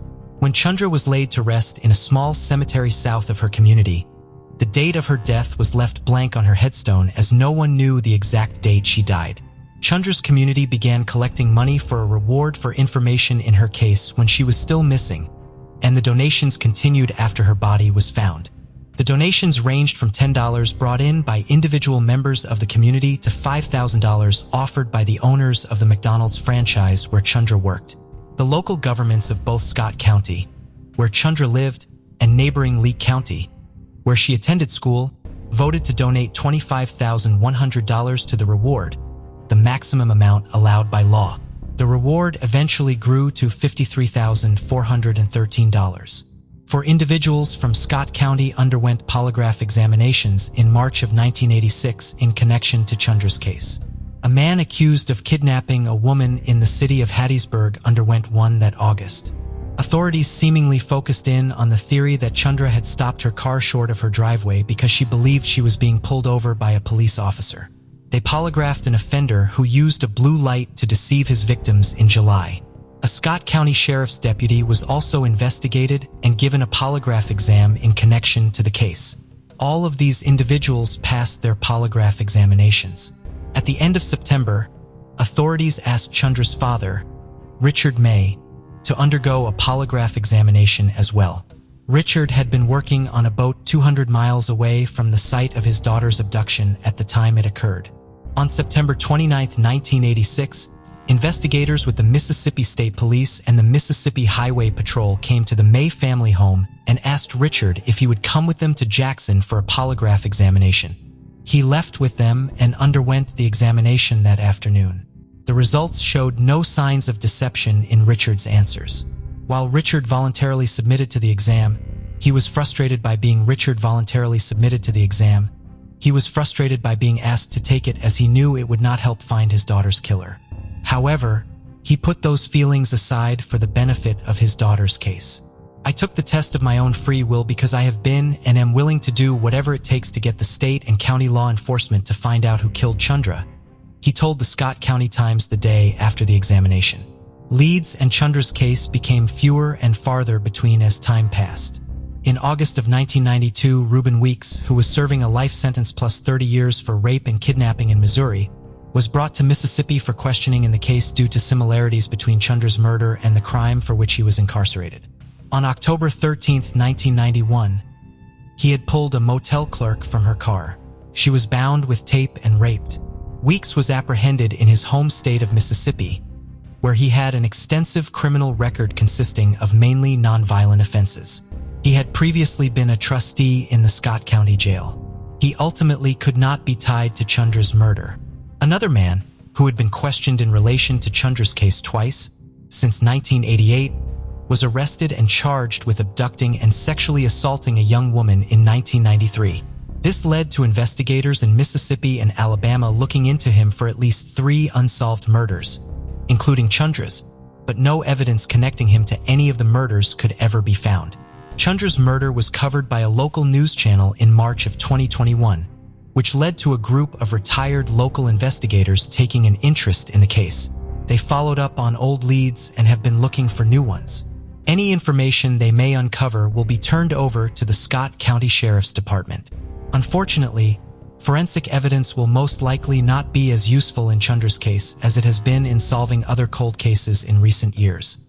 Almost none of the evidence in the case has been properly preserved. Chundra's family used her car to look for her the night she disappeared, unknowingly disturbing potential forensic evidence.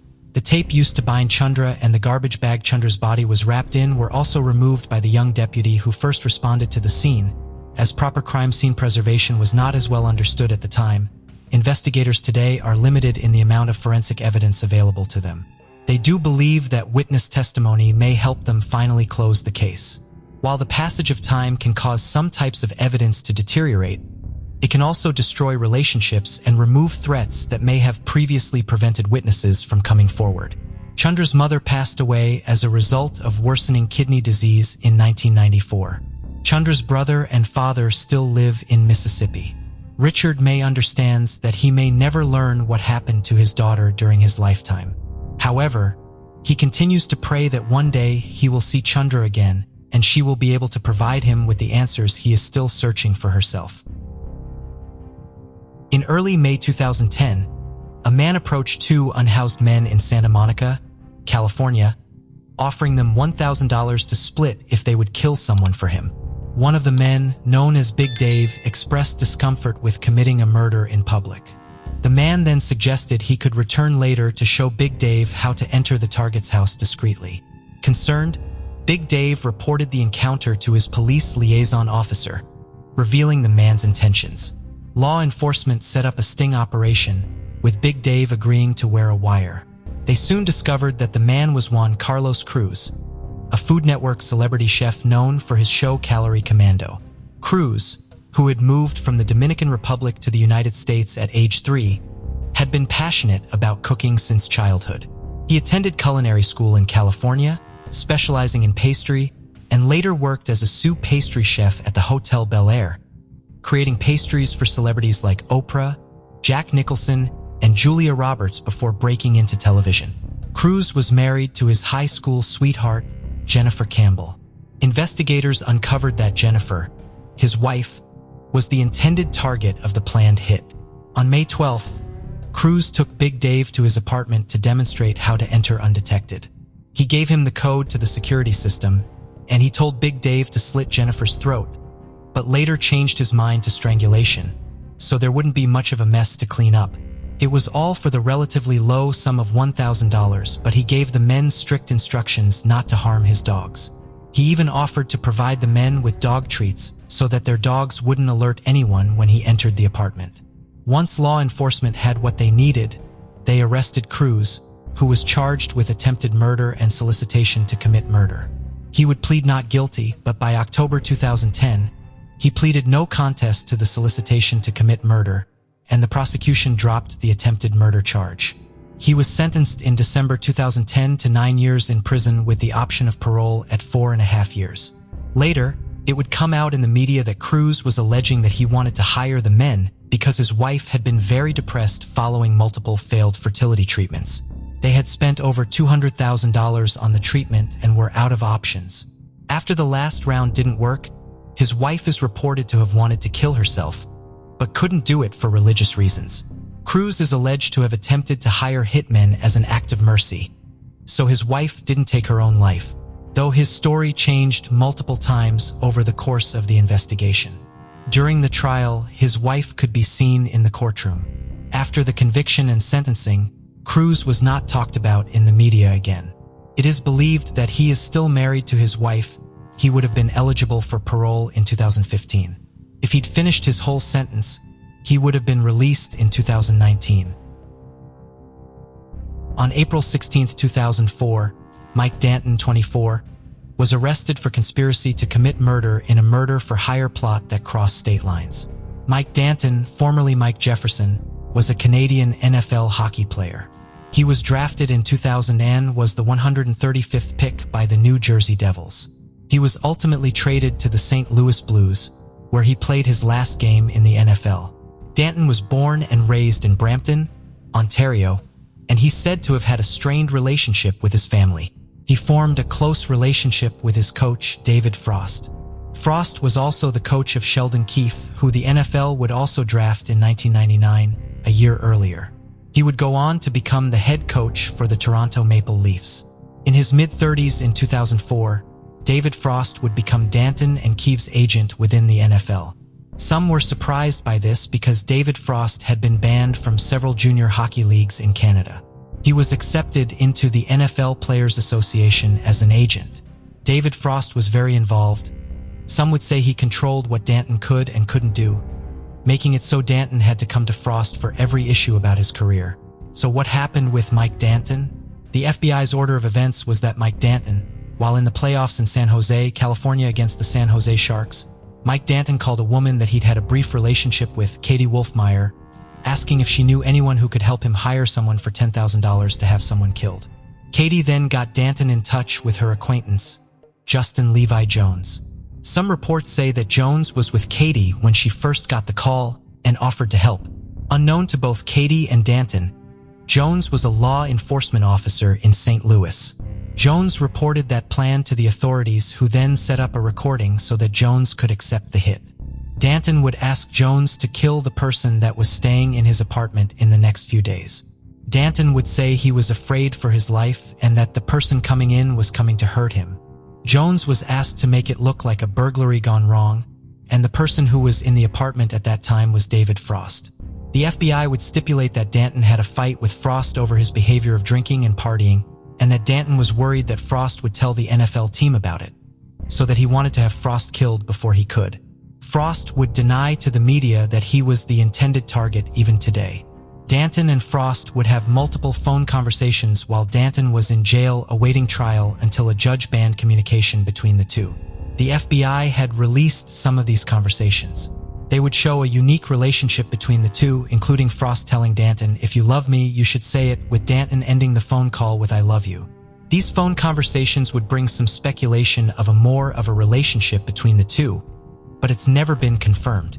While awaiting trial, Danton's lawyers had him evaluated by a psychologist. It is believed that they might have tried to mount an insanity defense, but in July 2004, Danton pleaded guilty to the federal conspiracy to commit murder. Because the phone call had crossed state lines, it was a federal case from the beginning. When he pleaded guilty, he said David Frost had been the intended target. Prosecutors allowed Danton to apply to be moved to a Canadian prison facility as he pleaded guilty.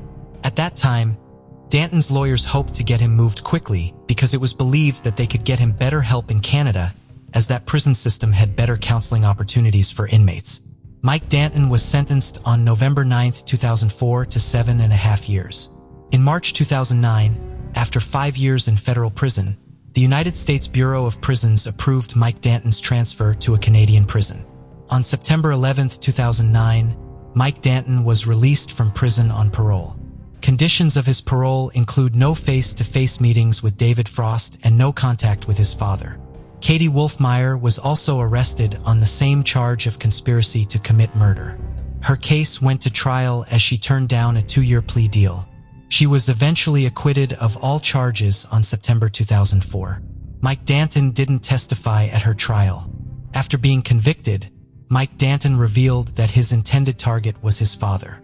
Danton said that he'd feared for his life around his father when he'd been abused by his father both physically and sexually. Mike Danton's father has denied this all and blames David Frost for his son's behavior and career downfall. There are multiple allegations against Frost for sexual harassment from other NFL and junior NFL players.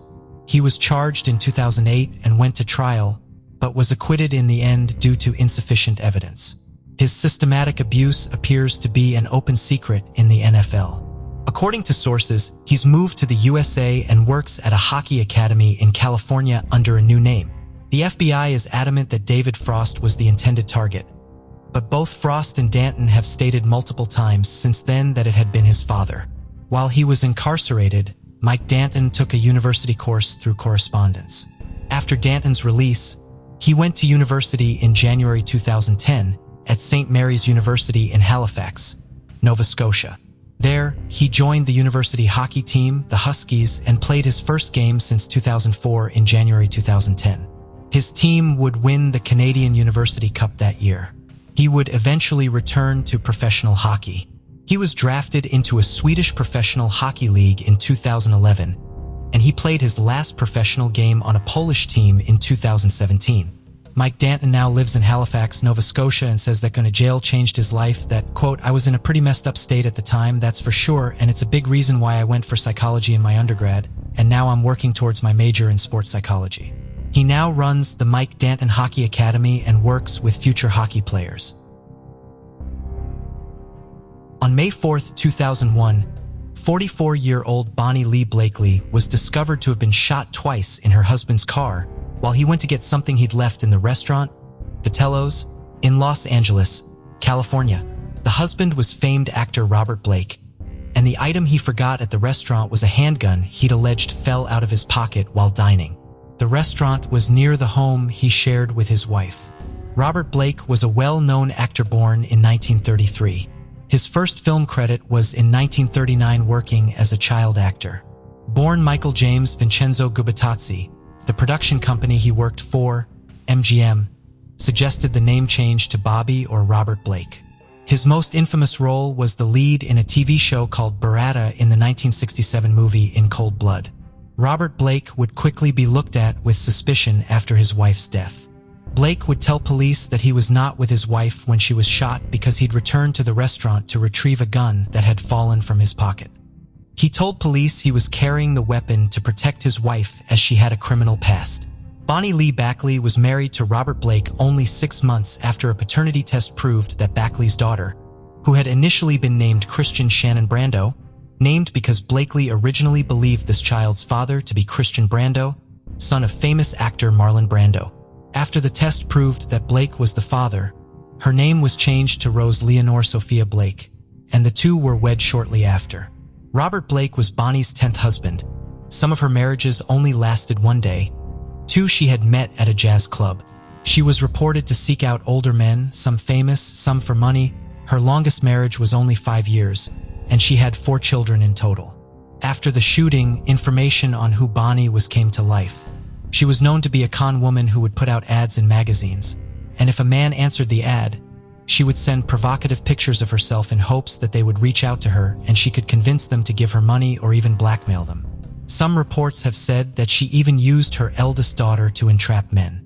Friends of Bonnie admitted that she was obsessed with celebrities, and she not only tried to become famous in her own right, but she'd do anything to marry a star. Some of her cons would get her arrested. In 1989, she was arrested on drug-related charges. In 1995, she was arrested for check fraud, and in 1998, she was arrested again for fraud, having possessed multiple driver's licenses and social security cards. She was sentenced to 3 years probation. She was still on probation when she met Robert Blake. Bonnie is alleged to have used men to get ahead and put herself in the limelight, so it was said that when she snagged a real Hollywood star, an established actor with a storied career, it had been a dream come true, but the feeling wasn't shared with her new husband. Law enforcement revealed to the press that the gun Blake had left in the restaurant had been tested, and it was confirmed to have not been used to shoot Bonnie. However, on the day of the murder, Blake was tested for gunshot residue on his hands and clothes and tested positive. There were no residue on his hands and clothes and tested positive. There were no witnesses to the crime. A buzzer from the restaurant would later contradict the account and say that there was no gun left at the restaurant when he cleared the table right after the couple had left. The murder weapon was discovered in a garbage dumpster near the crime scene with 1 bullet still in the chamber. It was noted as being an unusual vintage revolver. The gun wasn't registered to Blake, and law enforcement couldn't find a connection to any owner. Robert Blake's home was searched, with authorities finding similar ammunition to that used in the murder, and reported that 3 bullets were missing from the box. It took nearly a year for the prosecution to gather enough evidence, and in April 2002, Robert Blake was arrested at his sister's home. He'd been staying there with his daughter. He was charged with 2 counts of solicitation of murder and 1 count with special circumstances, which meant that the star could face the death penalty. Earl Caldwell, Blake's bodyguard, was also arrested and charged. Allegations that the star had asked 2 stunt performers that had formerly worked with Blake if they could kill his wife, reported having offered the men $10,000. Both men have stated that they refused the offer and testified at his trial. However, it was deemed suspicious that neither men went to law enforcement sooner with the information. Authorities believe that Robert Blake had killed his wife himself after he tried and failed to hire someone to kill her. Blake is reported to have felt trapped in his marriage to Bakley and just wanted it to end. He had hired a private investigator to dig into Bonnie's past, and it was only then that he discovered Bonnie had continued her lonely heart scam even after they were married, which included sending nude photographs. It was later revealed that the two never lived together. Bonnie lived in a guest house on Blake's property, and the two shared custody of Rose. It's revealed that the couple had a tumultuous relationship, and I think that's kind of an understatement. Blake never truly trusted his new wife. Her pregnancy had been unexpected to say the least, and letters between the two revealed how they discussed at great lengths about what to do about the pregnancy. Though it wasn't just Robert Blake who had motive to murder Bonnie, she had swindled men across the country, some out of their entire life savings. After her murder, records were discovered in her home, meticulously detailed ledgers with who sent her money, when, and for how much. Friends of Bonnie revealed that her victims had often threatened her. They also stated that Bonnie had told them that Robert Blake threatened to kill her. She told her brother she thought that Robert might murder her. After Robert Blake was arrested, he spent almost a year behind bars before a bail was set at $1.5 million. He was kept on house arrest until the trial. Blake also paid the $1 million bond for his bodyguard. The trial started in December 2004 and lasted until March 2005. Blake was initially found not guilty of murder and one of the solicitations of murder charges. The second charge was dropped after the jury was deadlocked at 11-1 for acquittal. Blake's acquittal had left mixed feelings in the press. Some believed he was still guilty. Bakley's three oldest children filed a civil case against Robert Blake stating he was responsible for Bonnie's death. In November 2005, the civil jury found that Robert Blake was liable for the wrongful death of his wife. He was ordered to pay $30 million. In 2006, Blake filed for bankruptcy. He attempted to appeal the decision in 2007 in which the court upheld the verdict, but changed the awarded money to $15 million. In civil court, Earl Caldwell, Blake's bodyguard, was also acquitted and found not liable for the death. After the acquittal and bankruptcy, Blake maintained a low profile, only doing a few interviews now and again. In 2019, he started a YouTube channel called Robert Blake. I ain't dead yet, so stay tuned. That same year would be the first time Rose would come forward to talk about her life since her mother's death. Rose had been 11 months old when her mother died and since had lived with Blake's oldest daughter, Delilah. Rose didn't see her father after she turned 5, and in 2019, she visited her father for the first time since then. In an interview, she is said to have talked about an interest in acting and knowing the truth about what happened to her mother. She didn't comment if she believed her father had done it. After all the legal fees and civil judgments paid, Robert Blake was broke. He lived off his Social Security and the Screen Actors Guild's pension for the rest of his life. In March 2023, Robert Blake died at the age of 89 of heart disease. Bonnie Lee Bakley's murder remains unsolved. Raymond Jones was an outgoing and popular man. He always had a smile on his face, and he loved to tease and play jokes. When he met a woman named Betty in the 1950s, they had many common interests like dancing and fishing. The two began spending all their time together, engaged in all the activities they both loved. The couple married and had 3 children together. Their one son, Jeffrey, shared Ray's birthday of September 7th. Betty and Ray also loved racing stock cars. But this shared interest would ultimately tear them apart rather than keep them together. Betty was in a serious wreck, and while she survived, she was left paralyzed from the waist down. The stress of her serious injury put a strain on the marriage, and Betty and Ray ultimately divorced. The couple's children stayed with their mother at their home in Montana, while Ray moved to Salmon, Idaho. He got remarried to a woman named Donna, and the couple adopted a little boy. Ray became very close with his neighbors, the Pearson family, and the Joneses and the Pearsons spent a lot of time together. Raymond would practice shooting with his friend, Ralph Pearson, and would play tricks on Ralph's young children.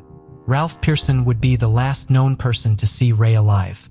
Ray spent his 39th birthday, September 7, 1968, out bow hunting with a hunting party that included Ralph as well as 2 other hunters. They set up camp in the Hayden Creek area of Lemhi County, Idaho. Later that afternoon, Ray signaled to Ralph that he was going to move up higher on the mountain they were hunting on.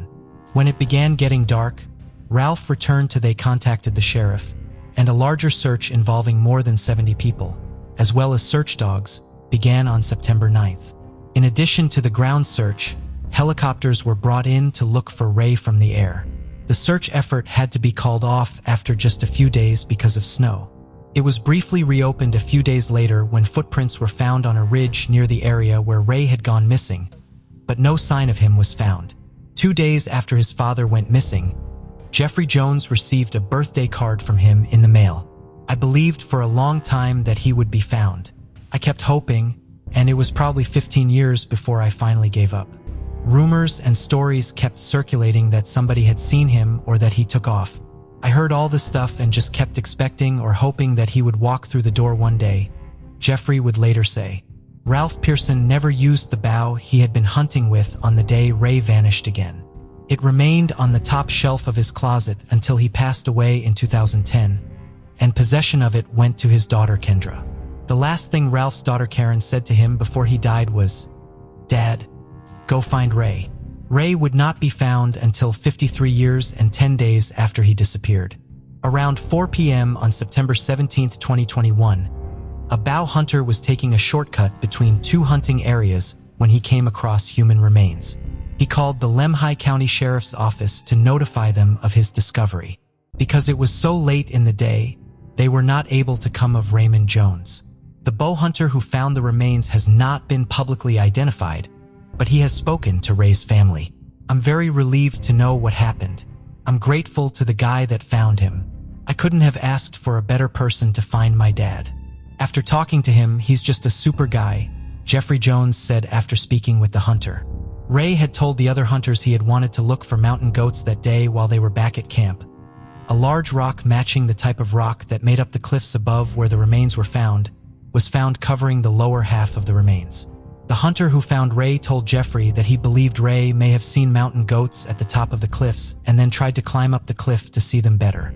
Part of the cliff may have broken off as he did so and landed on top of him after he fell. The past week and a half have been surreal, but I'm very lucky to know what happened to my dad after all these years. Jeffrey said after his father's remains were found, "I could have gone my whole life without knowing, but now I know, and it brings some peace." Jeffrey planned to bring his father's remains back to Montana so that Ray can be buried next to his parents. Thank you for joining us on this journey into the depths of unsolved mysteries. Cold cases not only challenge our understanding of the past, but also ignite our curiosity and determination for answers. Remember to subscribe to stay updated on our latest investigations.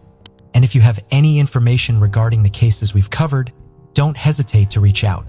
Together, we can shed light on the shadows of the past and bring closure to those who seek it. Until next time, stay vigilant, stay curious, and never stop seeking the truth.